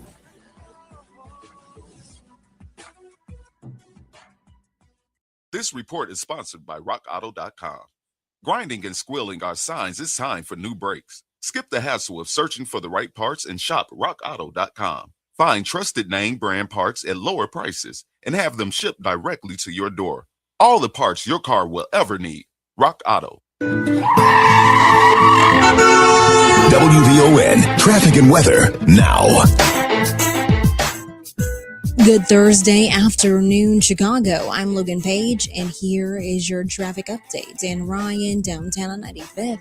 Slow go, 32 minutes. I-57, Ryan Tie 80. Slow moving traffic, 16 minutes. Bishop Ford, Ryan Tie 80, 94. Please be cautious. There is road work, 27 minutes. Stevenson, DuSable, Lakeshore Drive to the Tri-State. Slow moving traffic, 52 minutes. Eisenhower, Wolfville Post Office. Stop and go traffic, 47 minutes. Kennedy downtown to O'Hare, bumper to bumper traffic, an hour and 6 minutes. And Eden's, Montrose Lake Cook, smooth sailing. Update, there is an accident. Eden's at Dempster Street, 33 minutes. Your weather for today, Chicago, partly cloudy. High of 78 and a low of 61. Tomorrow, mostly cloudy, rain south. High of 74 and a low of 61. In our city, it's currently 79 degrees and cloudy. That's your traffic and weather update now. I'm Logan Page on the Talk Chicago, WVON 1698. Now back to Atiba Buchanan and LaDonna Ray on the Talk of Chicago, 1690 WVON.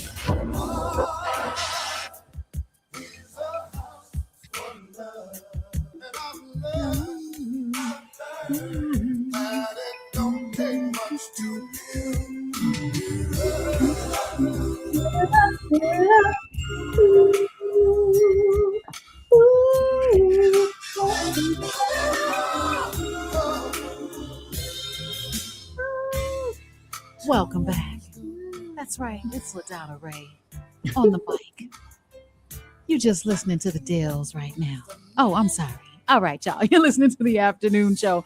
And you know, of course, with Atiba Buchanan, LaDonna Ray, and our very special guest host, Miss Cheryl Grace with Powerful Penny. We are unpacking if a person that is in an interracial relationship with a that is interracial. Anyway, can they be pro-black if they're dating someone outside of their race? You know, during the break, Miss Cheryl, I know you had asked a question before the break, and I forgot what it was. I didn't. What was it? Your question was, do black men go through a phase, through a process of white girl curiosity? And you eagerly answered yes. Yes, but I'm speaking from, 88 through 95 kind of perspective, because this generation, a black kid who's 17, I would say a black kid who's 25 and younger, there's a completely different cultural dynamic as it pertains to interracial dating. Well, how do you know that? Is that two eyes? It's not the same level of taboo. They can date interracially way more freely than we can. They can date each other way more than we could. So there's a deeper degree of liberalism, however you want to apply it, to them. So their experience isn't the same. Well, I think there is still some pushback. The looks that you alluded to getting and receiving, LaDonna, we still give those looks, whether we admit that we do or not. Those are still looks that are given. I still give those looks. By an old. How you gonna give the looks when you know what? How you gonna give those looks now? How do you set your eyes to give those looks? It's a double take. It's not a look of disgust. It's a look of, I wonder what's going on there. But I would posit that those looks come from, again, it's a generational thing.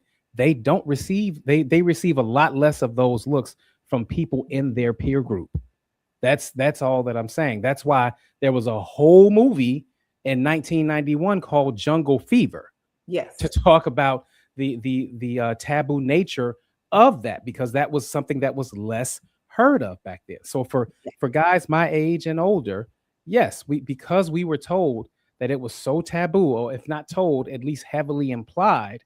Once we got to a point where, and usually this is out of high school or in college, where you have a little more autonomy, a little more freedom, and even be away from home, right, where people don't know you the same. Right. And you there's a process and a curiosity that you want to know. Can it be the same taboo and more accepted at the same time? Because it's still can be the same. Yeah, okay. I think so. Because when I never heard, my mother dated a white guy before, and I dated a white guy before, and you know, and it's I'm not trying to make it sound like, oh, it's okay. I prefer my black men, all hands down. Like the darker the better, the blacker the better, you know, because I want to have those conversations. I can't imagine what's her name? Owens. What's her name? First name? Candace. Candace. I can't imagine what she's saying to her husband, or even what's her name? Melody Hobson. I can't imagine how those conversations are going, because I'm not going to say the N-word with someone that is not black. I'm not going to watch a movie with the N-word in it, and I'm just not. It just doesn't. I can't be myself. Therefore, But I I don't watch can't be. the N-word movies anyway. I Like, watch them. I said, You don't watch Boys in the Hood. You're not gonna No, watch Boys in the I don't Hood, like Menace to those kind of Society. movies. No. And I just saw Boys in the Hood like a year ago for the first time ever. And you watched it with your black Respectfully, man. I think we're veering off topic a bit. Okay. All So one of the things that one of you all mentioned, or maybe it was the person on the clip, one of the things that she said was, you know, being pro-black means that you are advancing the black community, and that you can't do that if you're married to a white person or dating a white person. And so, you know, when I worked for Nielsen, we track this kind of thing. And right now, the youngest demographic group in the United States, with a median age of 29.5, nearly 32.5% of them are under the multiracial individuals. And 36% of mixed babies are black and white. Whereas right now, only 18% of mixed adults share the white and black background. So I say these numbers because it is changing. And as those demographics grow, then the emphasis is not on finding somebody who's like you, because you don't know who you are. You can go either way. I've got a niece and a nephew, black and white, and she's like, I think I like white guys. And I'm like, okay, that's half of you. So I can see that. I would prefer that if he can't use my comb, don't bring him home. But, you know, you have to feel that you are going with the entirety of you. And the more multiracial babies we have, the less likely we are to continue being pro-black. Oh, I see your point there. Interesting. Let's get to the phone lines. Mike. Hey, Mike. Hey, folks, how y'all doing? Fantastic. How you doing? Hey, you know what? Look, if you were pro-black before you got into the relationship with whomever, then you'll be pro-black in their relationship. Other thing is, I've known enough black folks who are a couple who aren't pro-black. You know, that has no bearing on it. You know, I don't think. Let me ask you a question, Mike. Have you ever seen somebody speak? You know, you've seen that they're an actor, they're an athlete, whatever, and you've seen them through the years talk about black issues, and they seem to be very, very black focused. But you've never seen their partner. And then one day you see their partner and they're not black. What's your visceral response? Like, are you surprised? Like, man, that's such and such. I would have thought that person had a black partner. Have you ever experienced that kind of shock? You know what? I haven't had that shock, but I've had some, well, I wouldn't say disappointment. You know, the people, you know, you mentioned people like Van Jones, Cornel West, folks like that. I'm not surprised. You're not surprised. I'm not surprised. You know, the thing is, and I'll tell you, anybody who knows me would be surprised if they ever saw me with a white woman. You know, never been white girl curious. I love sisters to death, always have. Unfortunately, they. I'm sorry, Mike. Sorry about that. We got to get to some more calls before we go to break. This is, I don't know who this is. Tech. But you're on WVON. Hey, how you doing? Yeah, I was listening to you guys.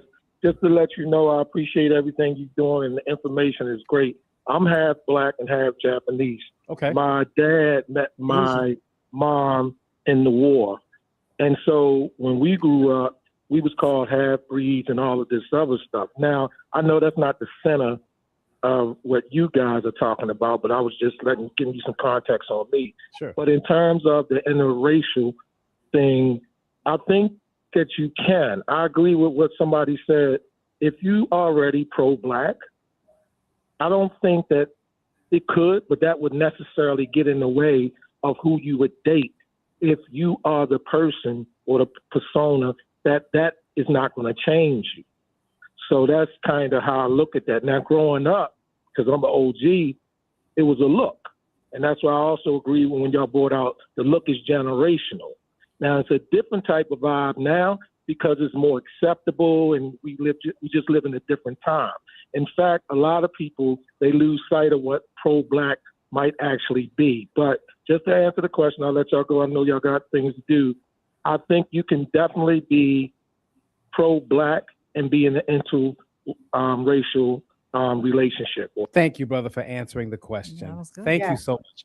So one thing that in the audio clip that we played, the young lady talked about intentionality, right? And she said, if you're going to be pro-Black, there should be some intentionality about who you pick because you have a choice over who you pick. She did her best to debunk this idea that we're just helplessly romantic. We can't choose who we fall in love with. She said, no, you absolutely can. And you have agency in that decision. Because you have agency in that decision, then if you are considering yourself pro-Black, you should be, and she even admitted, I get it's a heavier lift because there are a few of us, but that does not shirk the responsibility.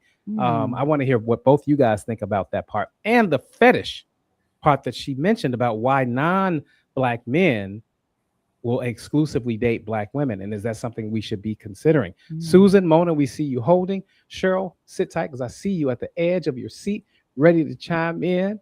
You're listening to Atiba LaDonna Ray. Light up the phone lines. I promise you we'll get them, 773-591-1690. More from Atiba Buchanan and LaDonna Ray coming up on the Talk of Chicago, 1690 WVON.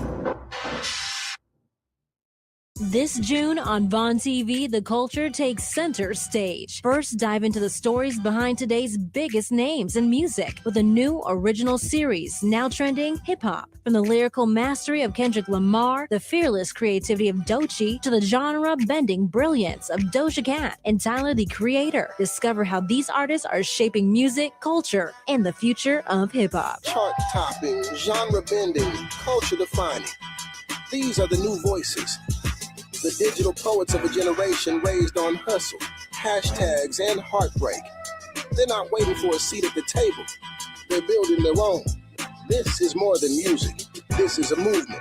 This is hip-hop. And for music lovers who appreciate where it all began, don't miss Echoes Across the Tracks, the history of the blues. Narrated by Morgan Freeman, this powerful documentary traces the roots of the blues from the Mississippi Delta to its worldwide impact, exploring the music that helped generations endure, inspire, and overcome. You ever go into any club and they're playing that kind of music, it's not rock and roll, it's blues. It's blues rock or blues, whatever, it's got that backbeat on it. From the roots of the blues to the future of hip-hop, it's all happening this June on Vaughn TV. Stream anytime on Roku, Amazon Fire, Apple TV, and at Vaughn TV. Hey, child. Chicago's music legacy is built on endurance, and the Dells turned longevity into an art form.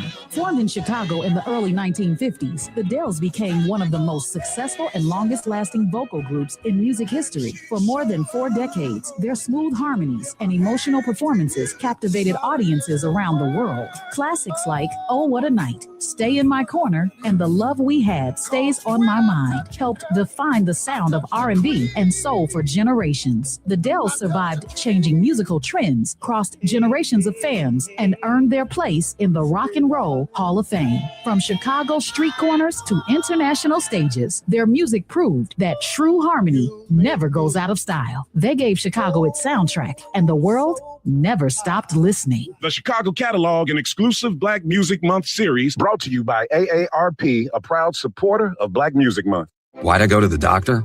Working on the farm, my heart kept skipping a beat.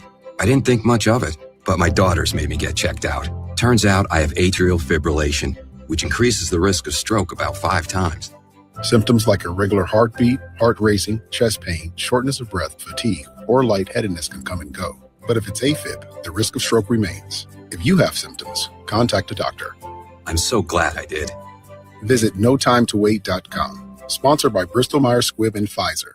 Wendy's new Biggie Deals lets you choose whatever you're in the mood for. It's like a music mixing board of deals, and you're the producer.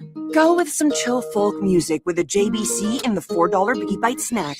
Try the drum and bass of deals with a double stack and the $6 Biggie bag. Or go full-on sandwich symphony with an $8 Biggie bundle, the grand finale of snacking. And the best part? They all come with napkins. $4, $6, and $8 Biggie Deals how you want them at Wendy's. Price and participation may vary. Single items at regular price. Prices may be higher in Alaska, California, and Hawaii. It's Rufus Williams. Every weekday morning from 7 to 9, I break down what's really going on, politics, power, and the people shaping our communities. Think of it like your morning newspaper, headlines, context, and what it actually means. So you can take it in, sit with it, and move smarter through your day. If you're part of the Roo Crew, you already know. And if you're watching on Facebook Live, the comments are a whole other show. A family reunion happening in real time. Listen live or on the WVON app. Or join us on Facebook Live. It's the Rufus Williams Show, weekdays 7 to 9, right here on 1690 WVON. This report is sponsored by Lowe's. Labor Day at Lowe's means buy one, get one free. Select interior paint via Visa gift card rebate. Plus, shop 2 for $8. Select 2.5 or 3-quart mums. Valid through 9/3. Mums offer in-store only. Selection varies by location. Terms and restrictions apply. See Lowes.com/rebates for details. Now back to Atiba Buchanan and LaDonna Ray on the Talk of Chicago, 1690 WVON.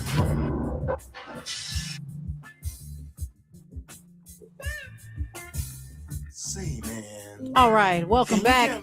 Guys, you're listening to the afternoon show on WVON 1690, the Talk of Chicago, and it is Relationship Thursday. Let's go straight to the phone lines. As you know, let's see, who do we go to first? I can't see the number, Shapiro. Who's been holding the longest? There we go. Hey, Mona, thank you so much for waiting. We want to come straight to you. Can a person in an interracial relationship with someone that's non-Black, well, that is interracial, I keep saying that, can they be pro-Black?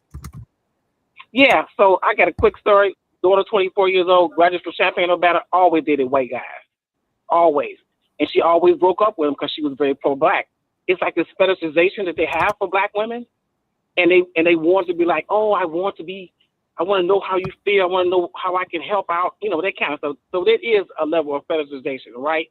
And then also, her Black friends, they do judge. Even the white girls judged her when she was on campus. They judge each other because you got to remember, social media is heavy. And a lot of those young girls listen to Dr. Umar, and they are saying all this stuff. So she's 24, been dating white guys since she was 19. So, yeah. Wow. You hear that generation. I'm telling you, she would tell me all the time. But, yeah, other than that, and then I also have 2 uncles that married white women. Yeah.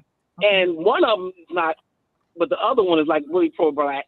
But the white woman is really, she's kind of quiet and cowardly, and she don't say anything, but he's really pro-Black. And we always tell him, how can you be pro-Black with that white woman? He said, because I can't. We've been married to one for 40 years. But anyway. Now, do the white wives, do they act Black by chance, or they straight oh, white? Girl, no. Okay. No. I was just wondering. No. All right. Thank you, No, Mona. Thank you. All right. Hey, Cheryl, I know we did ask something about this fetish thing, and I was thinking about how white women, or should I say Black women who only date white men. Black women who only date white men. White men, right. So when you see them, they're usually with someone that, I don't know, they're halfway attractive, right? But how does that make you feel, Cheryl, real quick, when you see a Black man that's dating a white woman and she kind of hard on the eyes? You notice that?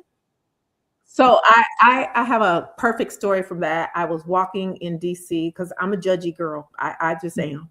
I'm not going to apologize for that. I am. And I was walking down, and there were 2 couples coming toward me. Both were Black guys with white women. And the first couple that walked past me, the man was fine. And she was, I don't get it. Right. I don't get it. And then the second one coming toward me, he was, and she was, too. And I was shaking my head after the fine man and the white girl had walked by. But the second guy said to me, what are you shaking your head at? And I said, this was not kind, but I said it. I said, not at you. They can have you. I was talking about the brother that just walked by. I don't understand why we have to be more than in order to pull a guy of our own race, and they will choose a white woman who is less than. That bothers me. So did those white women seem to be, pro-black? Did they act black? Because that's another thing. So the ones that I've seen that act black, that bothers me that they act black. But if you are immersed in the black community, it's hard. It's like going to another country. It's hard not to pick up the accent, the mannerisms, the same relationship. I agree. All right, let's go to Susan. Hey, Susan, you're on WVON. Can a person be pro-black if they're in an interracial relationship? Sure they can. And Cheryl, I'm glad that you acknowledge that people mimic the people around them. When in Rome, you do as the Romans do. So it's not always a phoniness. If anything, it's a trying to fit in and not stick out like a sore thumb. Yeah. But I mean, you can tell the difference when it's phony and it's not. So I just wanted to say that one quick point. Thank you, Susan. And when you're going, Harry Belafonte. What about him? Was he married to a white woman? Activist. Was he? Yeah. I mean, but he was half white, wasn't he? No, he's black as my shoe. No. Okay, for some No, reason. you mean Sidney Poitier? No, she said Harry Belafonte. I did say Harry Belafonte, but actually, I think both of them, honestly. Yeah, because Harry Belafonte. One is light skinned and one is dark skinned. Okay, but I think they both had white wives. Okay, I got you. I was gonna say Bill Cosby, and then I was like, no. He's light He's skinned. been with Camille forever. Yeah. Well, she's light skinned is my point, but I'm just trying to think. Still black. Don't be hating on the light skinned girls. Thank you, Susan. We only have a few more minutes to go. I want to get Brother Chris's take on this, and then we'll close. Hey, Brother Chris, what you got for us? Interracial, pro-black? No, yes. Yeah, look at one of my people I looked up to, Julian Bond. He had a white wife, and he was down for the cause. And I dated so many white girls. You know what they call me now? The white girl slayer. Jesse White. I had a black girlfriend, but you know what I did? What'd you do? I painted her white. Now I'm tripping. No, I'm tripping. I dated a white girl before, but Can we circle back to your other point about Julian Bond? Do you believe that him not having a black partner at all diminishes his bona fides as it pertains to his pro-blackness? Well, his actions were different than that, and I think the relationship was separate from his blackness and his civil rights fighting. I think they were separate. Okay, thank you for that, brother. And I think to his point, Sidney Poitier also had a white wife, if I'm not mistaken. That's what we were just talking about. Sidney Poitier was saying. Mm-hmm. Yeah.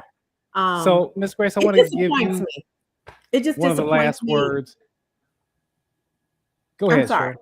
I was just saying it disappoints me if a civil rights iconic pro-black person like those that you named do have a white partner. I understand that love finds you where love finds you, but as the lady said in the clip, you do have a choice. You always have a choice. And that component of it disappoints me. You know what's even more disappointing is because you have a non-black partner, that you drop the ball on the civil rights movement of your people. You can still be pro-black. Pro-black is pro-black. I think that it doesn't matter who your partner is.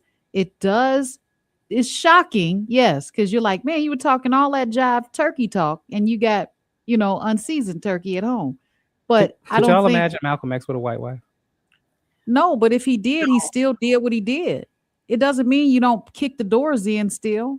Look, you don't think that would affect his legacy? I'm sure it would have, especially in that time. Mm-hmm. Absolutely, in that time. They probably would have killed him. Yeah. Oh, well, they did. So, yeah, I mean, here we are. All right. Well, Cheryl Grace, it's so good to see. I can't wait to talk to you. I got to talk to you and see what I can talk about publicly. Yes. So it's fine. Okay. We can talk about it. We can all talk about it. It's good. Okay. All right. Great to see you. Retreat. So we'll see y'all. Yeah. All right, dear. Well, you got a retreat coming up, and I know we got to let you go, but tell us about it real quick. How's it coming? It's coming. We don't have any seats left. They're all filled. I'm so excited about some of the things. I've been on the hunt for all these great activities for everybody who's going to be here. You're going to love it. I promise. I can't wait. I'm going to the retreat. That's my big announcement. I know. All right, we're going to let you go, Miss Cheryl Grace. Okay. Bye. All right. Bye. All right, guys, it's straight up at 5 o'clock and we got to get to news, traffic, and weather. And when we come back, look, we're talking to the mother of Hadia Pendleton about the atrium that was dedicated to her. We're talking to her about how she felt about getting that dedication at the Obama Center. So when we come back after news, traffic, and weather. Happy Friday, Junior Chicago. I'm Logan Page, and here are your news headlines. Marlon Wayans talks Chicago visit and latest film success with WVON's Ken Duncan. Central U.S. braces for dangerous heat wave. Gallup poll shows ongoing financial strain for My Prices, and Team USA faces Turkey in World Cup today. National news from the Black Information Network is up next on Chicago's only urban talk radio station.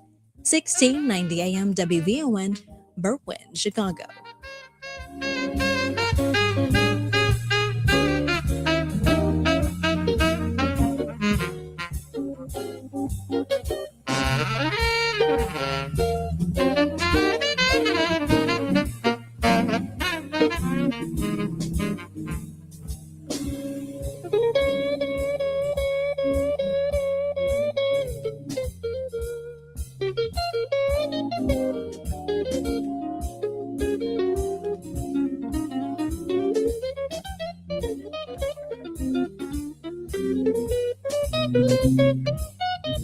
BIN News Now. Detroit police say a 7-year-old boy is hospitalized in critical condition after being shot several times last night at a home on the city's west side. Deputy Chief Tiffany Stewart says a man was also killed in the shooting that happened just after 9:30 Wednesday night. At this point in time, we do not have a lot of information regarding what occurred at this scene. Our 7-year-old was able to tell us that his name is Jacquees. Police say the two victims were found several homes apart and about 18 shots were fired. No suspects have been arrested. Florida's controversial Alligator Alcatraz immigration facility is moving closer to shutting down as officials begin the process of dismantling the site. Companies operating the $1.2 billion detention center were reportedly told to begin full demobilization.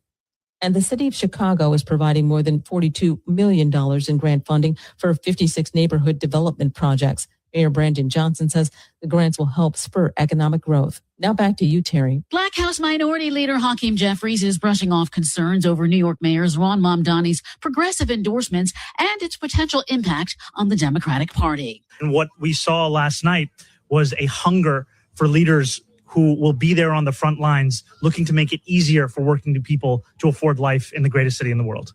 Mamdani endorsed 3 progressives who won competitive House primaries, but Republicans have sought to use Mamdani's success and Democratic socialist leanings to suggest the party is only growing more radical. However, Jeffries noted that he and Mamdani strongly disagree about some of the endorsements, but said the two had a very good relationship and speak regularly. Jeffries also highlighted Mamdani's working relationship with President Trump.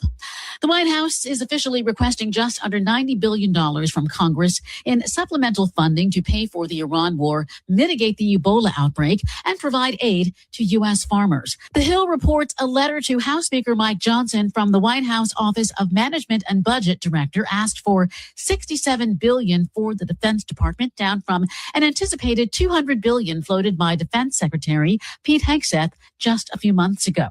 The bill will need some support from Democrats to pass in the Senate. This as lawmakers in both parties are reluctant to authorize more spending surrounding the unpopular Middle East conflict. The Trump administration continues pushing for a massive $1.5 trillion defense budget, a more than 40% increase over last year. Meanwhile, Washington is negotiating with Iranian officials to end the Middle East conflict, reopen the Strait of Hormuz, and ultimately obliterate Tehran's nuclear program. Chicago's Black Mayor Brandon Johnson says he supports a new Department of Gun Violence Prevention, which was proposed earlier this week by faith and community leaders. He says he plans to take a close look at the proposal. Some city council members are hoping to introduce an ordinance before the August recess. Meanwhile, critics say creating a $100 million office during a huge city deficit isn't wise. It all comes after dozens of people were shot and 6 killed last weekend in the Windy City. Black Congresswoman from Texas, Jasmine Crockett, was not picked as the Senate nominee and is not campaigning for the winner, James Tallarico. That's leading to questions about whether Black voters will come out in November. The fear for Tallarico isn't so much that Black voters vote for Ken Paxton, it's that they don't turn out in large numbers. Rice political analyst Mark Jones says the Black voting bloc is reliably around 15% of all ballots cast. If that drops to single digits, Tallarico is in trouble. The latest polling shows that he and the Republican Ken Paxton were in a dead heat. Stay informed, stay connected, and subscribe. Follow VIN News this hour wherever you get your podcasts. I'm Terry McCready for the Black Information Network. Your mental health deserves attention too. Rest, support systems, therapy, and honest conversations can all play a role in healing. And that's your Healthy Reminder. This Healthy Reminder is sponsored in part by U Chicago Medicine.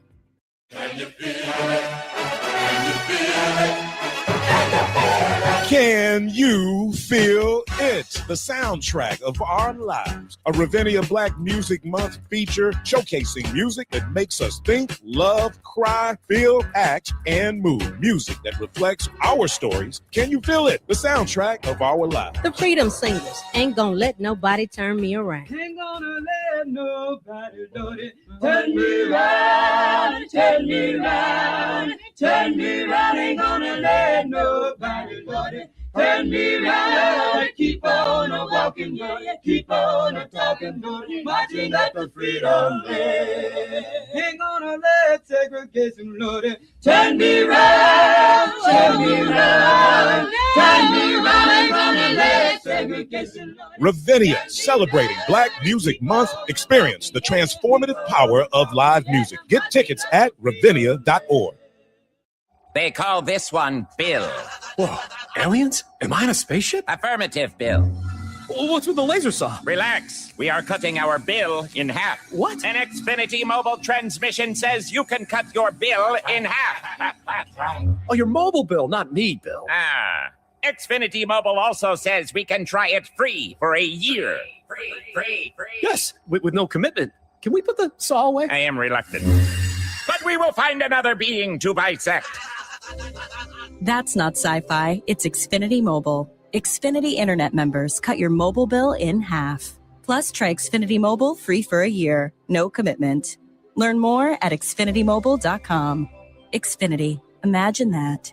Restrictions apply. Xfinity Internet required. Savings compares one line of Xfinity Mobile Select to comparable plans from T-Mobile, Verizon, and AT&T as of 3/24/26. Taxes, fees, extra. $30 monthly discount limited to new mobile customers only. After 12 months, regular rates apply. It's time to focus with Robert McKay. Quality conversation, protecting, preserving, and preparing our past, present, and future. Sunday evenings at 4 p.m. on the Talk of Chicago, 1690 WVON. Celebrate the freedom to be. Happy Pride Month. We are WVON.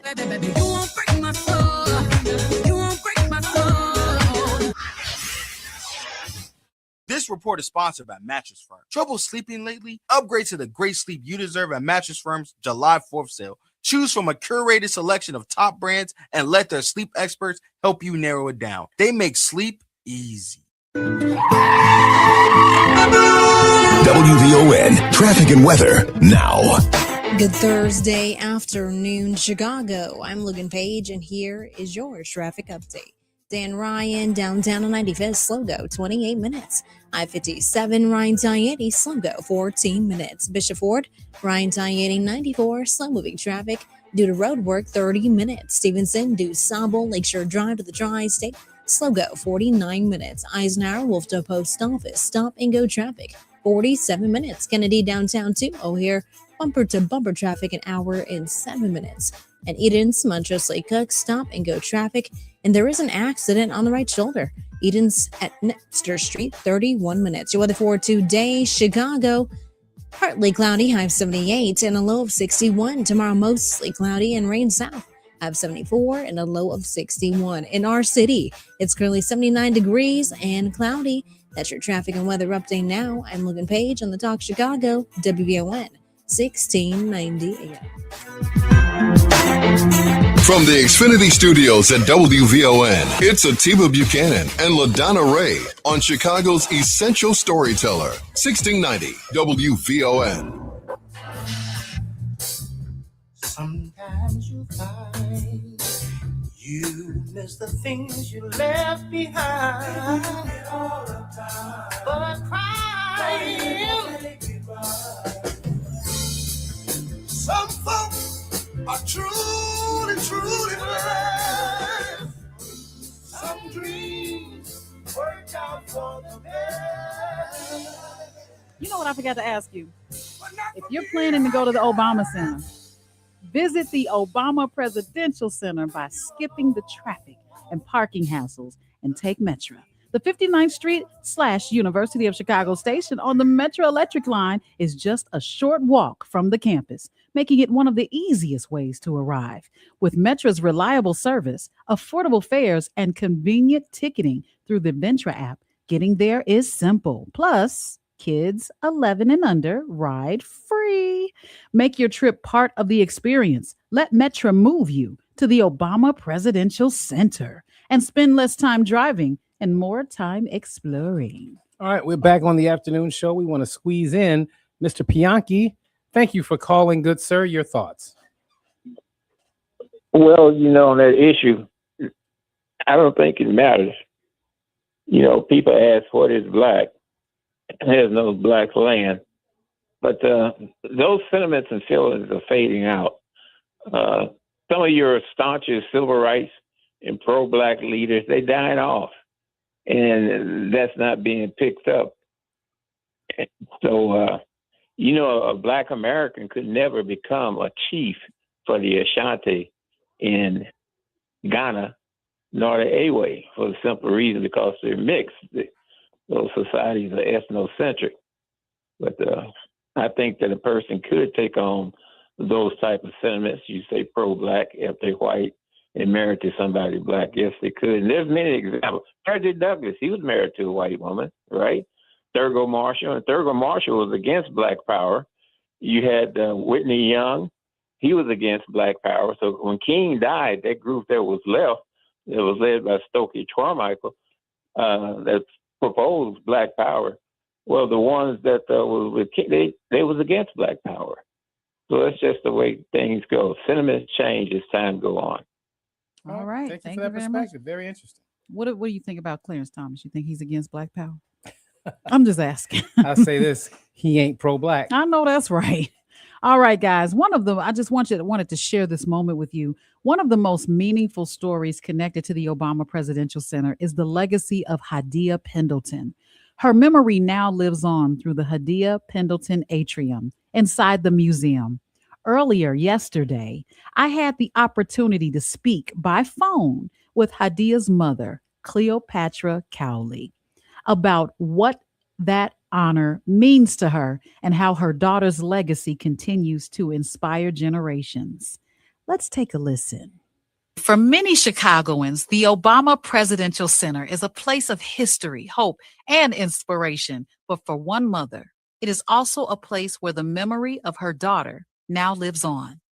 In 2013, 15-year-old Hadia Pendleton captured the nation's attention after performing at President Obama's second inauguration and then tragically losing her life to gun violence just days later. Today, her legacy continues through the Hadia Pendleton Atrium at the Obama Presidential Center, a space dedicated to her memory and the promise of a young woman's life that was cut too short too soon. Joining us is Hadia's mother, Cleopatra Cowley. Cleopatra, thank you so much for being here and continuing to turn the unimaginable pain into purpose. Thank you, LaDonna, for having me. It's an honor. Of course, of course. Miss Cleopatra, you recently visited the Hadia Pendleton Atrium at the Obama Presidential Center. Yes. What was going through your mind as you stood in a space that now carries your daughter's name? Even now, as you bring it up, like there's this huge smile on my face. I'm just so honored to have done work meaningful in the light of my daughter. It was very hard work, in the space of gun violence, given the nature of how she was taken from us. But standing in that space, it just felt like all the work was worth it, that so many futures are going to be created in that space, relationships built in that space. And, it's never ending. It's just so much. I'm overwhelmed I'm just overwhelmed at the moment, just speaking about it. I love that. When you first learned that President and Mrs. Obama wanted to honor Hadia in this way, what was your reaction? Oh my goodness. So there's a photo out there somewhere that someone captured. I didn't even know they were in the space to take the photo. My hands went up and my heart just melted. I was like, what? Hadia? And she's like, yeah, it's going to be, at that time, it was going to be called the Hadia Pendleton Winter Garden. And I was like, what? She says, yes, we would like to honor Hadia in this way. And I said, I'm still in awe of it. It's such an honor to know that, one of my primary concerns was, no one forgetting, because my daughter did not deserve the demise that she was met with. She wasn't that type of person. She wasn't in the street like that. She was all about relationships, building relationships, diversity in relationships, and wanting the best for all her friends and family members. So it's such an honor. I was thinking in terms of everything that you just said, and learning that not just is she being honored, but that they remembered. Yes. They've been through so much in two presidential terms. Yes. And to come back, and I don't want to minimize any of this by saying little old me, right? Mm-hmm. So, and they made this a true highlight of someone who we have publicly known to lose her life prematurely. And they said, you know what? We still remember Hadia Pendleton. As a mother, is it difficult to balance the pride of seeing Hadia remembered with the pain of knowing why she is being remembered? In that regard, no, it is not. She's being remembered for who she was, the light that she was, and the fact that her mom was relentless.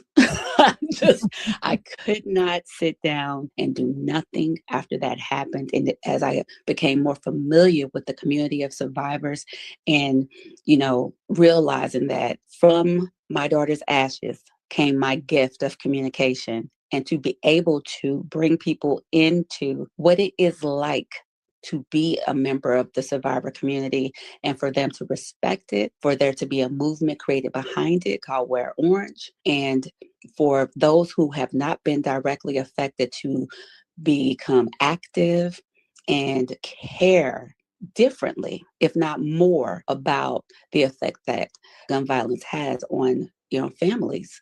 It's all worth it. Mm-hmm. I know that if she was standing there, and we can feel her presence, really. Mm-hmm. What do you think she would say if she could see thousands of visitors walking through a space named in her honor every single year? She would be in awe. What pops top of mind is YOLO. She used to say it all the time. You only live once. And I think for her name to live on, I think she would be absolutely honored. Many people know Hadia's story, but they don't know Hadia. Right. Tell us about the daughter behind the headlines. What made her special? And you kind of alluded to it earlier, but what made her really special? Hadia had a way of making you feel like you were the most important person in her life. She knew how to be present. She knew how to listen. She made almost every decision with her whole heart. And to know her was to love her. And that is partly, well, I want to say really the reason why there was such a reaction to her death, because all that she had encountered, she hadn't slighted. And so knowing that she was an avid reader, she was super smart, she was just a ray of sunshine if you were around her. And I'm not saying it biasly as her mother, I'm saying it because other people have walked up to me and said it to me. You know, we came from a community of people raising each other's children. And there was a whole cohort of us that, you know, followed our children's educational path from kindergarten, I think it was kindergarten or first, second grade, you know, all the way through eighth until, you know, they started splitting up, going to various high schools. You know, we had our kids in various activities. So, you know, you just meet different cohorts of people from being active. And then having all those people come together and talk about, you know, the significance of your daughter and the way she showed up when I was not around or her father was not around, you know, was as the light that she was when we were. So it's yeah. I can feel the emotion, you know, and rightfully so, you know, just because her life, and by her, I mean Hadia. I'm going to say her name as many times as I can. Thank you. Hadia's life became a symbol in the fight against gun violence. Yes. How has that responsibility shaped your own journey over the past 13 years? Tremendously, because my goal in using the time where I should have been grieving, but instead became active, the goal was to humanize the lives that are lost to gun violence. I think for a long time, it was all about numbers, and it would just be the number of deaths that had occurred. But for me, I needed people to understand that we are more than a statistic. Any person that has lost their loved one to gun violence, if you're told what number they are, you don't forget. There's a whole bunch of numbers that you just simply cannot forget. I remember the day she was born. I remember the day she died. I remember the day I buried her. I remember what statistical number she was, which was 42 in 2013. I remember her time of death. It's bigger than just the number. It's easy to just say, oh, well, 42 people died. No, you know, there were 42 deaths. I ain't gonna say people died. There were 42 deaths by homicide, you know? No, that death equates a person, a life, a family, a community that has been forever affected. And people need to put that out there. That narrative is what needs to be loudest. And there's something must be done about that. And that's where I couldn't just lay down and let them take my baby from me and there not be a consequence of some sort. And I'm glad it was a very positive one, which was bringing attention to the violence that was happening in the city of Chicago. Absolutely. There's so many young people that are going to visit that atrium. Some will know who she is before they get there, but many will know who she is when they leave. Mm-hmm. When young people visit and experience who Hadia Pendleton was, who, or should I say, what do you hope they learn from Hadia's story? That there's more than one way to view things that occur in life. In Hadia Pendleton Park, I have one of the sayings, one of the last sayings Hadia said to me, and that was smile. It makes your brain think you're happy. You hear that? Smile. It makes your brain think you're happy. And if you think about that, how often you're down and you're just down and down and down. But if you just smile, which takes less muscle, smile, you can trick the brain into believing that this maybe it's bad right now, but it won't last forever. Oh my goodness, that's powerful. I'm scared to ask you, would Hadia be at a teen takeover? What would she be doing if she was at a teen takeover? Would she be telling everybody to go home? Now, I know this is going to be heard by many, but she would be getting her behind toe off if she was at a teen takeover. But today she would be 29, so she would not be at a teen takeover. Of course. I look at how this has happened 13 years ago, and she was 15, and it is 2026. So it's been 13 years.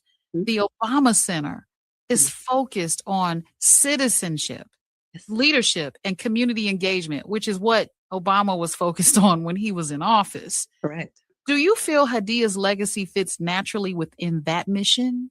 1,000%, because she was very much a leader of herself and in her school at the time. You know, she was very vocal about her beliefs. They had a sit-in when she was in high school, and you know, she was very much a part of that. You know, so yes, Hadia Pendleton has been placed where she should be.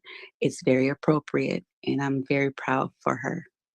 My final question, I think it is, because you know how you go to church and say, and I'm about to close. Yeah, three different goodbyes. Right. What message would you give to parents who have experienced the loss of a child and are still trying to find a way forward? We never stop trying to find the way. There is no magical number of days, months, or years that you're going to wake up and be okay with someone having taken the life of your child.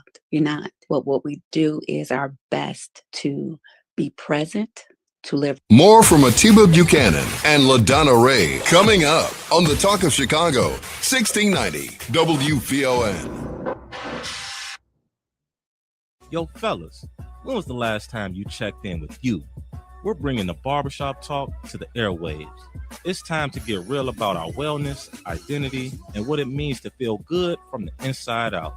The Groomer Room is back, a no-fluff radio series made for the fellas, by the fellas. We're talking health, hustle, healing, and everything in between. No filters, no judgment. Real conversations that hit home, whether you're grinding, growing, or just trying to figure it all out. This space is for you. Listen weekly on Thursdays from June 4th to June 26th. It will be hosted by Matt McGill, Atiba Buchanan, and Rufus Williams. Only on the station that brings you what's now and what's next. 1690 WVON, the Groomer Room, where the real ones pull up.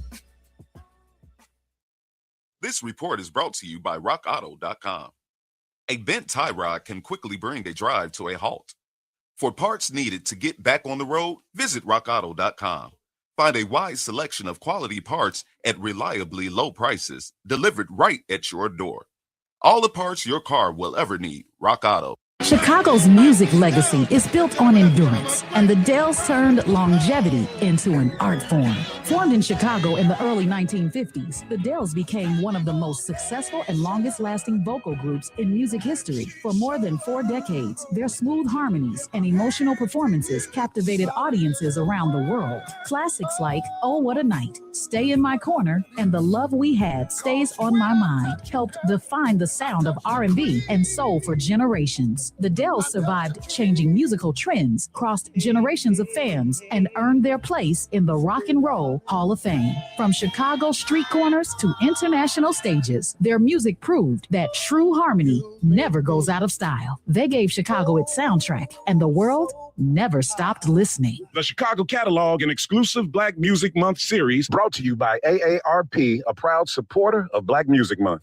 It's Rufus Williams. The thrill of summer is finally here, which also means it'll be over before we know it. This fall, the Rufus Williams Travel Club is heading to Charleston, South Carolina, October 8th through the 12th. Join me as we experience the beauty, the brilliance, and the culture of one of America's most captivating cities. We'll enjoy the charm of the Lowcountry, breathtaking scenery, incredible cuisine, and the rich African-American history of Charleston. There will also be a few special surprises designed just for our group. So whether you're traveling alone, with family, or with friends, you'll be welcomed into an unforgettable experience filled with great people and great memories. Space is limited, and the best rates are right now. Simply go to WVON.com, click on the Rufus Williams Travel Club banner, and reserve your space. Advantage International is the official travel partner of the Rufus Williams Travel Club. Charleston, South Carolina, October 8th through the 12th. Travel with people, travel with purpose, travel with us. Why choose a Sleep Number smart bed? Because no two people sleep the same. Only the Sleep Number smart bed lets you each choose your individual firmness and comfort, your Sleep Number setting. The Climate 360 smart bed is so smart it actively cools or warms up to 13 degrees on either side for your ideal sleep temperature. J.D. Power ranks Sleep Number #1 in customer satisfaction with mattresses purchased in-store. And now save 40% on the Sleep Number Special Edition smart bed for a limited time. For J.D. Power 2023 award information, visit jdpower.com/awards. To find a store near you, visit sleepnumber.com. Hope you're having a thriving Thursday afternoon, Chicago. I'm Logan Page, and here it's happening in your local and national news. Actor and comedian Marlon Wayans discusses upcoming 3-day appearance at the Chicago Improv. During an interview with former state representative Ken Duncan, Wayans also talked about the success of his latest film, Scary Movie 6, which reunites the Wayans brothers and has performed strongly at the box office. And at a period, I was wearing both hats as board chair and CEO at the same time. Oh,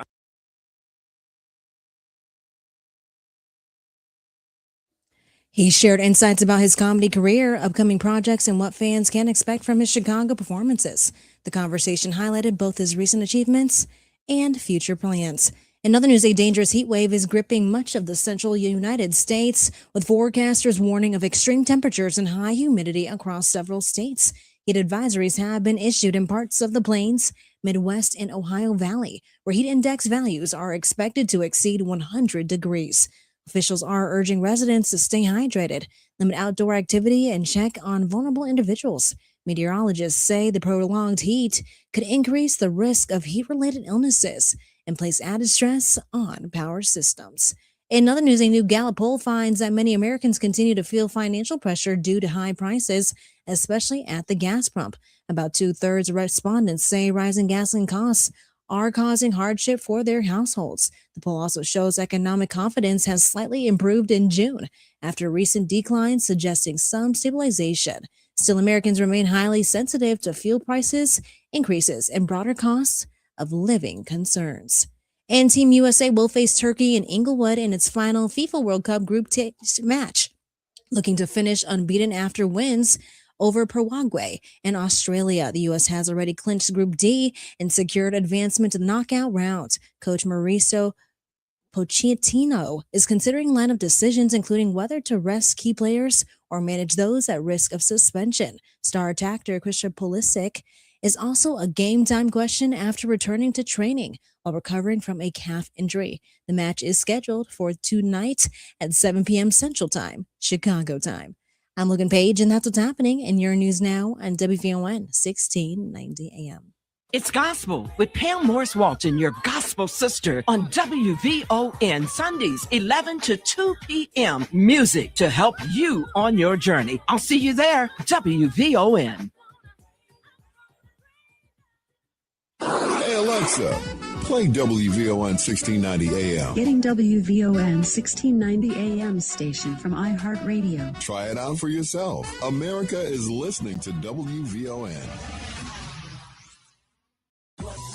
Hey everybody, this is Kendall Moore, the Kendall Moore Show, getting you from your work week to your weekend each and every Friday night from 6 until 9 p.m. I get you from your work week to your weekend. Church.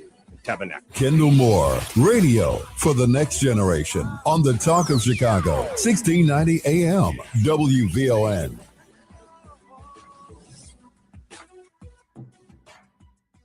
This report is brought to you by Bank of America. Bank of America sponsors the FIFA World Cup 2026, dedicated to offering solutions to help businesses meet their goals locally and globally. More at bankafamerica.com/game changers.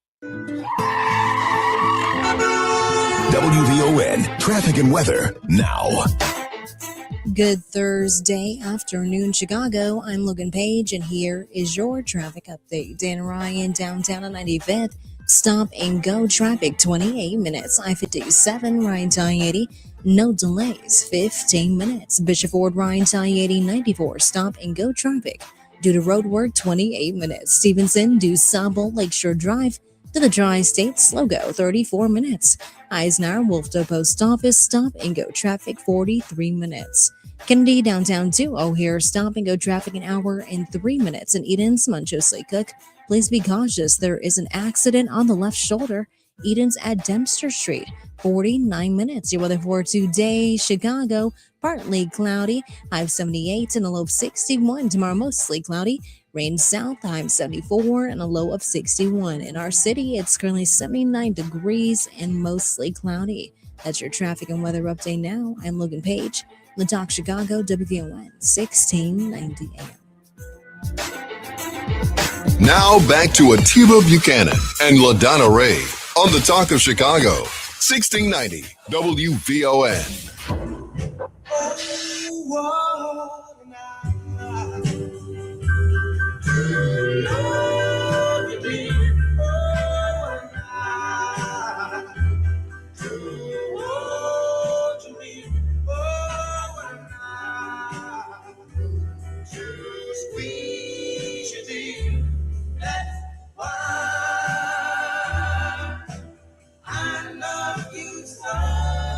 All right. Welcome back. WVON 1690. I tell you what, WVON, even though we're 63 years and counting, we're back on the road again. And it's this time we're going and we're taking you guys to Charleston, South Carolina, October 8th through the 12th. Introducing the Rufus Williams Travel Club in partnership with Advantage International. Charleston isn't just another trip, it's a cultural experience. From the roots of Gullah Geechee heritage to the International African American Museum. Y'all want to have a conversation? I'm talking about the trip to Gullah Geechee. And okay, here we go. But here's the thing. There's food. I'm just trying to tell y'all something good. There's food, history, and waterfront views that hit different. Space is limited, and this one you don't want to miss because it's going to move fast. Now, lock your spot in now. Visit WVON.com. You can visit WVON.com because now when you click on the Rufus Williams Travel Club and say join the journey, it takes you to join the journey. Okay. Again, I'm repeating, go to WVON.com, click the Rufus Williams Travel Club banner, and it says join the journey. And now you can actually join the journey. You're listening to the afternoon show with Atiba Buchanan and LaDonna Ray. And it is time for us to do what we do best. And that is have our special guest on each and every month on repeat, because this particular topic that we have for Think Tech, along with our special guest, Jason Easterly. Come on, y'all. Every time an AI conversation comes up, you think of this guy right here. The conversation seems to go straight away from fear because AI, the buzzword is just everywhere. But you don't have to fear anymore because Jason Easterly is here. Dun, dun, dun, dun. You got your cake? I got my cake. I love it. I got my cake. You know, I know that you told me what you wanted to talk about this week, and I instantly thought about how possible that is.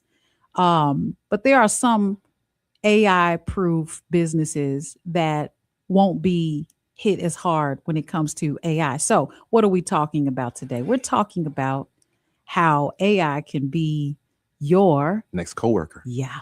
And it probably is your coworker right now, and you don't even realize it. Mm-hmm. You really don't even realize it. So think about it. What if I told you that your next coworker probably won't be a person, right? It might be an AI assistant.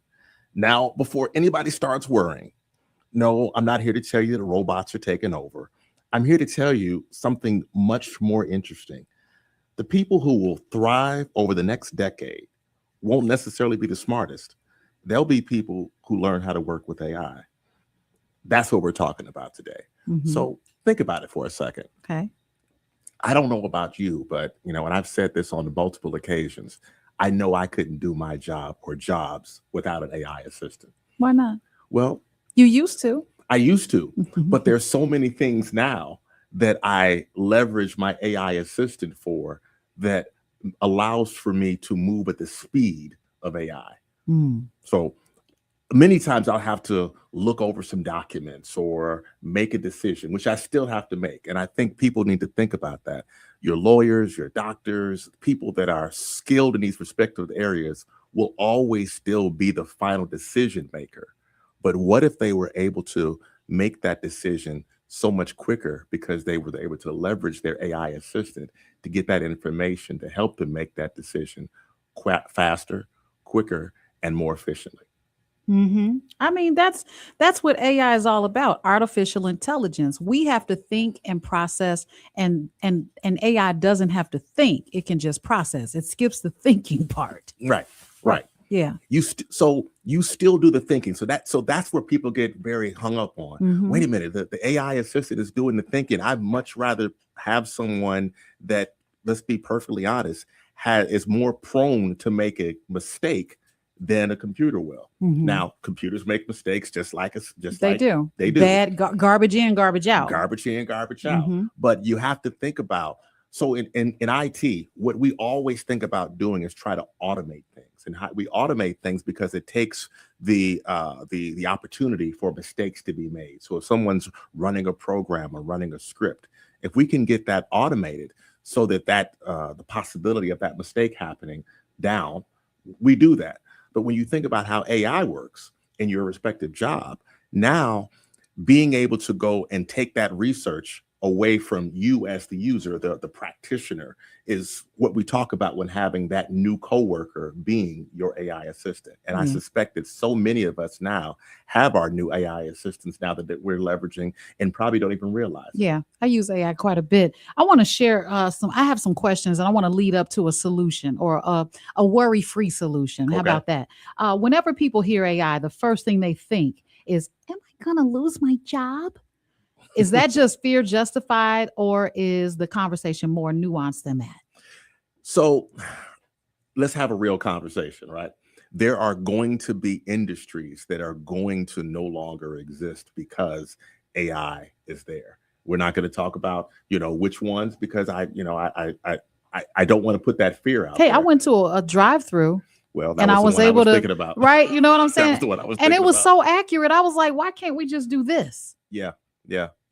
Those types of jobs are going to go away. And quite frankly, you really kind of want them to, right?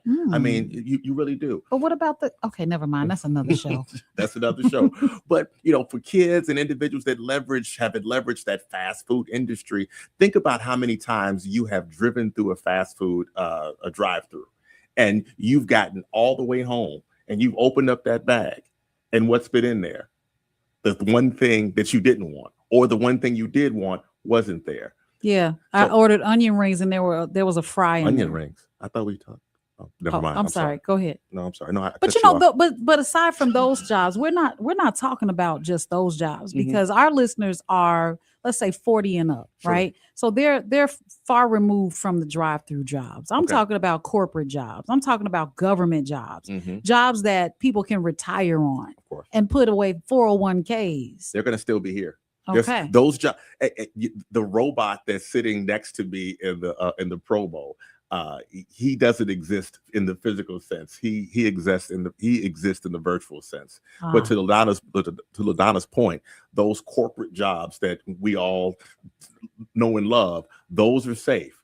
What's going to happen is the individuals that are going to blossom in those positions will be the ones that are leveraging their AI assistants to be more efficient. I was going to say, okay, so you're kind of going in the same direction. Now, here's what I was thinking. What were you thinking? If you have a corporation and you have, let's say, 100 employees, Mhm. instead of downsizing because you now have AI, why not allow those?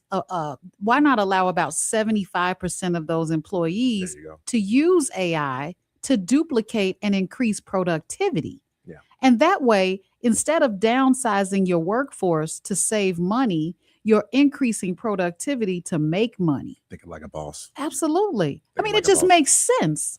thinking like a So I think people try to hide the fact that they're using AI. By the way, I want to do a class on, if you're going to read it, this is how you should sound. Don't use the polar opposites. That really gets on my nerves. You know how AI will say, you're not climbing a mountain. You're only going to come on. It sounds like AI. Right. But staying on task, if you increase productivity, it just makes more sense. And then you can expand and hire more employees because now your AI has allowed you to increase productivity. What say you about that? That's the point of AI. Yeah. The point of AI is to make you better at what you do. And I Mhm. know we've said that on multiple shows, Yeah. right? So the one thing you want to think about, and maybe we can say this for the after the break, talking about how to leverage AI and making sure that you're staying within the right swim lane, because some folks will in fact abuse it. And and it's like any tool, if you don't know how to use it properly, it could be used for evil. I love that. Yep. And evil would be removing some jobs. Let's take a quick call. Margarita, you're live on WVON. Okay, my name is Marquita. Oh, Marquita, Okay. sorry. No problem. Okay, I beg to differ. I'm a government employee. Sure. And what I'm finding is when Elon Musk went through and did what he did, especially with Social Security, guess what? They're trying to implement that as we speak.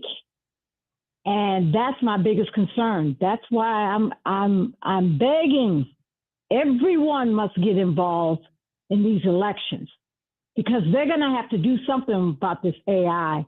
And we're moving rapidly, number one. Number two, I just can't get with it. I'm going to just give you a scenario. I went to my auto dealership just to get my car maintenance on it. Mm-hmm. You have to call it in first. When you call it in, you go through this AI system. And if you're not precise, you'll go around and round and round in circles, even trying to get to a point where you speak to someone. So I'll let you guys elaborate on that, but I just want to give you a heads up. Thank you. It's on us. Thank you, Marquita. Go ahead. Certainly. Okay. Yeah. So, Marquita, you brought us some really good points. And first and foremost, thank you for calling, and I appreciate you sharing your feat, what you've gone through. So, long story short, that round around that you deal with is something that frustrates a lot of people, including myself. I've been in situations where I've gone and done just a simple task and wanted to call in and get something done relatively quickly. And the round and round has been a thing. Unfortunately, the tiger has left the cage. So many of the companies, like LaDonna just mentioned, are leveraging AI to be more efficient and save more money. So what we have to do is we have to voice our opinion through our elected officials, which is something I'm happy you brought up. But also we have to not necessarily throw the phone down and say, I'm not going to use this anymore, because these companies are not going to abandon them. They're going to continue to use it. So the best way to make sure that these things become more efficient is to let individuals know, hey, I'm having a problem with this. Call customer service, get the feedback so that they can go through the exercise of improving it, so you don't have those and other folks have the same experiences that you've gone through. I love that. Let's come back from the break and answer. We're going to pick up Mike's call. We see you on the other side, guy. We're going to go to traffic and weather, and we'll be right back. More from Atiba Buchanan and LaDonna Ray coming up on the Talk of Chicago, 1690 WVON. Smart conversations with smart people makes us smarter. And that's exactly what you get on Bound and Woven with Rufus Williams. This isn't surface level talk. This is where authors become experts, where books become blueprints, and where ideas are challenged, not just discussed. From Colin Woodard on Nations Apart, to Gloria J. Brown Marshall breaking down the history of protests in America, to Gary Tyler sharing a story of resilience and redemption and stitching free. These are not interviews.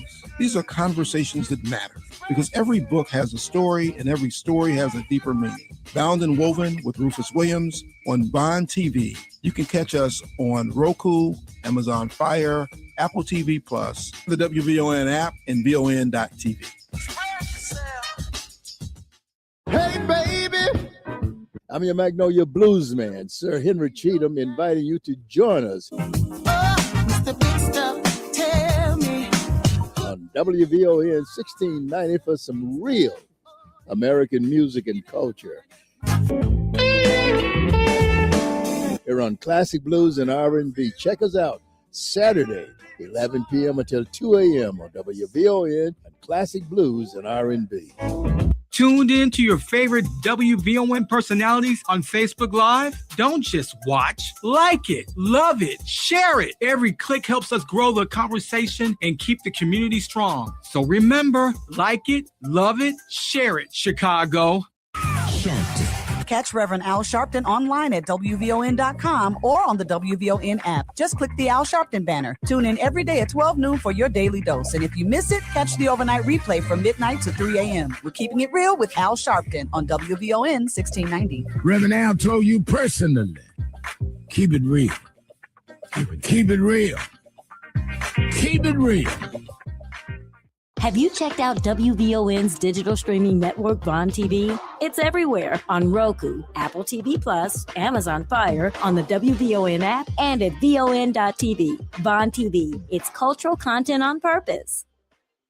This report is brought to you by RockAuto.com. A bent tie rod can quickly bring a drive to a halt. For parts needed to get back on the road, visit RockAuto.com. Find a wide selection of quality parts at reliably low prices, delivered right at your door. All the parts your car will ever need. Rock Auto. It's Rufus Williams. The thrill of summer is finally here, which also means it'll be over before we know it. This fall, the Rufus Williams Travel Club is heading to Charleston, South Carolina, October 8th through the 12th. Join me as we experience the beauty, the brilliance, and the culture of one of America's most captivating cities. We'll enjoy the charm of the Lowcountry, breathtaking scenery, incredible cuisine, and the rich African-American history of Charleston. There will also be a few special surprises designed just for our group. So whether you're traveling alone, with family, or with friends, you'll be welcomed into an unforgettable experience filled with great people and great memories. Space is limited, and the best rates are right now. Simply go to WVON.com, click on the Rufus Williams Travel Club banner, and reserve your space. Advantage International is the official travel partner of the Rufus Williams Travel Club. Charleston, South Carolina, October 8th through the 12th. Travel with people, travel with purpose, travel with us.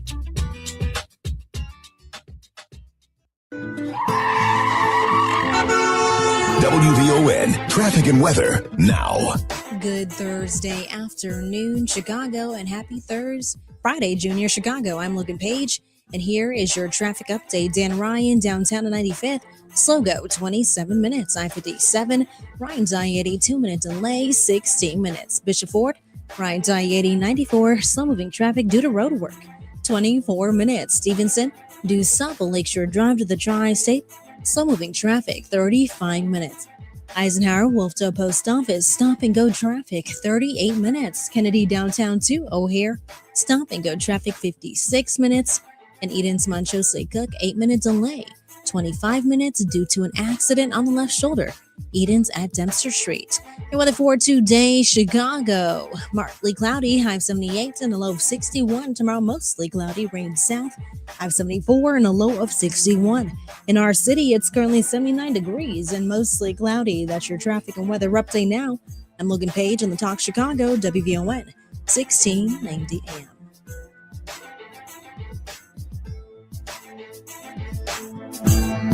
From the Xfinity Studios at WVON, it's Atiba Buchanan and LaDonna Ray on Chicago's Essential Storyteller, 1690 WVON. When I remember how close we've been, it breaks me up to feel again. Yeah. Just call on me, baby. If you need a friend, I won't start living till All right, guys, check it out. I think we're gonna be giving away some tickets today, right? No, that was yesterday. It's still in here. It says give away money or tickets rather. Let me see. Yeah, I gotta check with the people.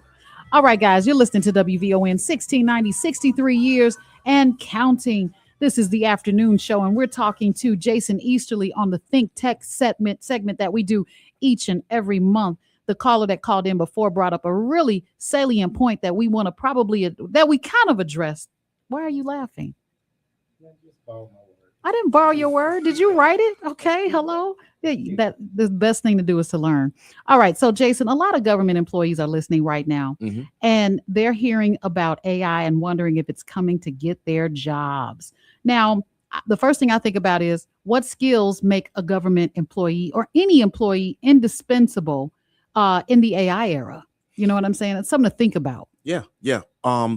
I've never looked at any job as something as indispensable, because once someone finds a way to do it more efficiently and they can find a way to do it cheaper. I mean, anyone who's in business, the number one they're thinking about is trying to make money and trying to do it at a cheaper cost.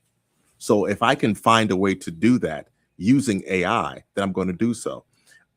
I would suggest to government employees, or any employee for that matter, that's concerned about AI taking over their job, instead of running away from it, embrace it. Find ways in which you can leverage the power of AI to be more efficient in your respective role. Yeah, and see, now I'm starting to think about a controlled environment, because you and I both have an IT background, and I know that even in government agencies, you can only use what apps or what software is on that computer. You can't be over there running your AI on that computer. So would this be a time to go to your director, your HR person, or I'm sorry, no, you wouldn't go to your HR person because that's not for you.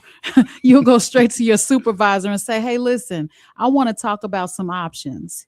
I want to be more productive in my role here. Yeah. And I was thinking about how we can possibly introduce automation through AI. Now, that can also bite you in the butt if they embrace it and then give you your walking papers. So taking the IT hat off for a hot second and putting the, logical hat, the logical hat on. Yeah. Ladonna breaks a very good point. Number one, any AI tools that you're using at your job and your business, you want to make sure that these are things that have governance around them. Mhm. Governance meaning it's not going to impact something from it's not going to impact your clients, and two, it's not going to put you out of a job. Right. Right. So you want to make sure that once you find the magic tool that works for you, that makes you more efficient than your counterparts, this is something that your company's not going to come back to you and say, hey, you've been using AI. I would think really when you think about education is probably the number one industry where I think AI is very important to make sure that you're putting the right guardrails on. You don't want some of these students to leverage AI to be able to learn how to be a heart surgeon. Right. Well, not a heart surgeon, but maybe how to frame a conversation and then learn from it. See, anyway, you got to come back with that one because I was actually teaching my kids AI and they felt that they should not be using AI, which from their perspective, that made sense. But when I showed them, it's not to cheat, it is to frame, it is to support and teach, almost to be your own personal tutor. Let's go ahead and grab Mike M. Hey, Mike M, real quick. Yes, three things. Number one, I'm a senior, and what's taking place with this AI, from what I hear, Google is spending $100 billion to educate a workforce to work in AI. I heard the CEO of Micron Chips state this, and he said that this is a new $10 trillion industry, and the workforce hasn't been built yet, and it's going to be plenty of jobs for many people. Number three, which is this process. The general public, the people, it's been said that the guys up at the top, the super scalers, are making so much money that it's absurd in the sense that there's going to have to be some regulations to share some of that money, things put in place. So some of that money filters down to the just regular common people because we don't have an opportunity to participate in the market to do that. So it won't be such a gap between the rich and the so-called poor. Exactly. Thank you, Mike. Thank you so much. Oh, and we need to close because we got to give these tickets away. So in closing, what do you say? Well, to Mike's point, everything that you said was, things to be concerned about. And because I know we have just a few minutes left, Nope, not a few. Like 20 seconds. Like 20 seconds. Okay, well, here's the deal. That type of those numbers you threw out there, Mike, are things that should make everyone be concerned enough to investigate AI. And that's how I'll close. I love it. Thank you so much, Jason. You always bring us something to think about, something to chew on. I tell you what, and speaking of chew on, we want to give some things away. How about we're giving away a pair of tickets to the 2026 Emerald and Pearl Awards hosted by the Conrad World Community Reparations Commission. Join more than 200 community leaders, advocates, and change makers as Chicago's unsung heroes and heroines are recognized for their commitment to service, justice, and community empowerment. Awardees include Cam Howard, Sherman Dilla Thomas, and more. The Emerald and Pearl Awards takes place Saturday, June 27th from 5:30 p.m. to 9 p.m. at Kennedy King College's Grand Hall, 740 West 63rd Street in Chicago. Come on, guys. You know the number. To win, you got to be I'm going to go with the seventh caller. That's 773-591-1690. 773-591-1690. Good luck. And that's it for the afternoon show on WVON 1690, as it is with Atiba Buchanan and LaDonna Ray. I can't even say my name. I'm all excited because it's my weekend. It's my last day this week. All right, LaDonna Ray signing off. That's it. Bye-bye for now. Happy Thursday evening, Chicago. I'm Logan Page, and here are your news headlines. Hadia Pendleton's mother honors new wing at Obama Center. Chicago launches new office to combat gun violence. Chicago's Sky ownership lawsuit moves forward with new details. Bears quarterback Caleb Williams runs into roadblock while seeking trademark. And CDC issues national measles warning after cases top 2,000. National news from the Black Information Network is up next on Chicago's only urban talk radio station, 1690 AM WVON, Berwyn, Chicago.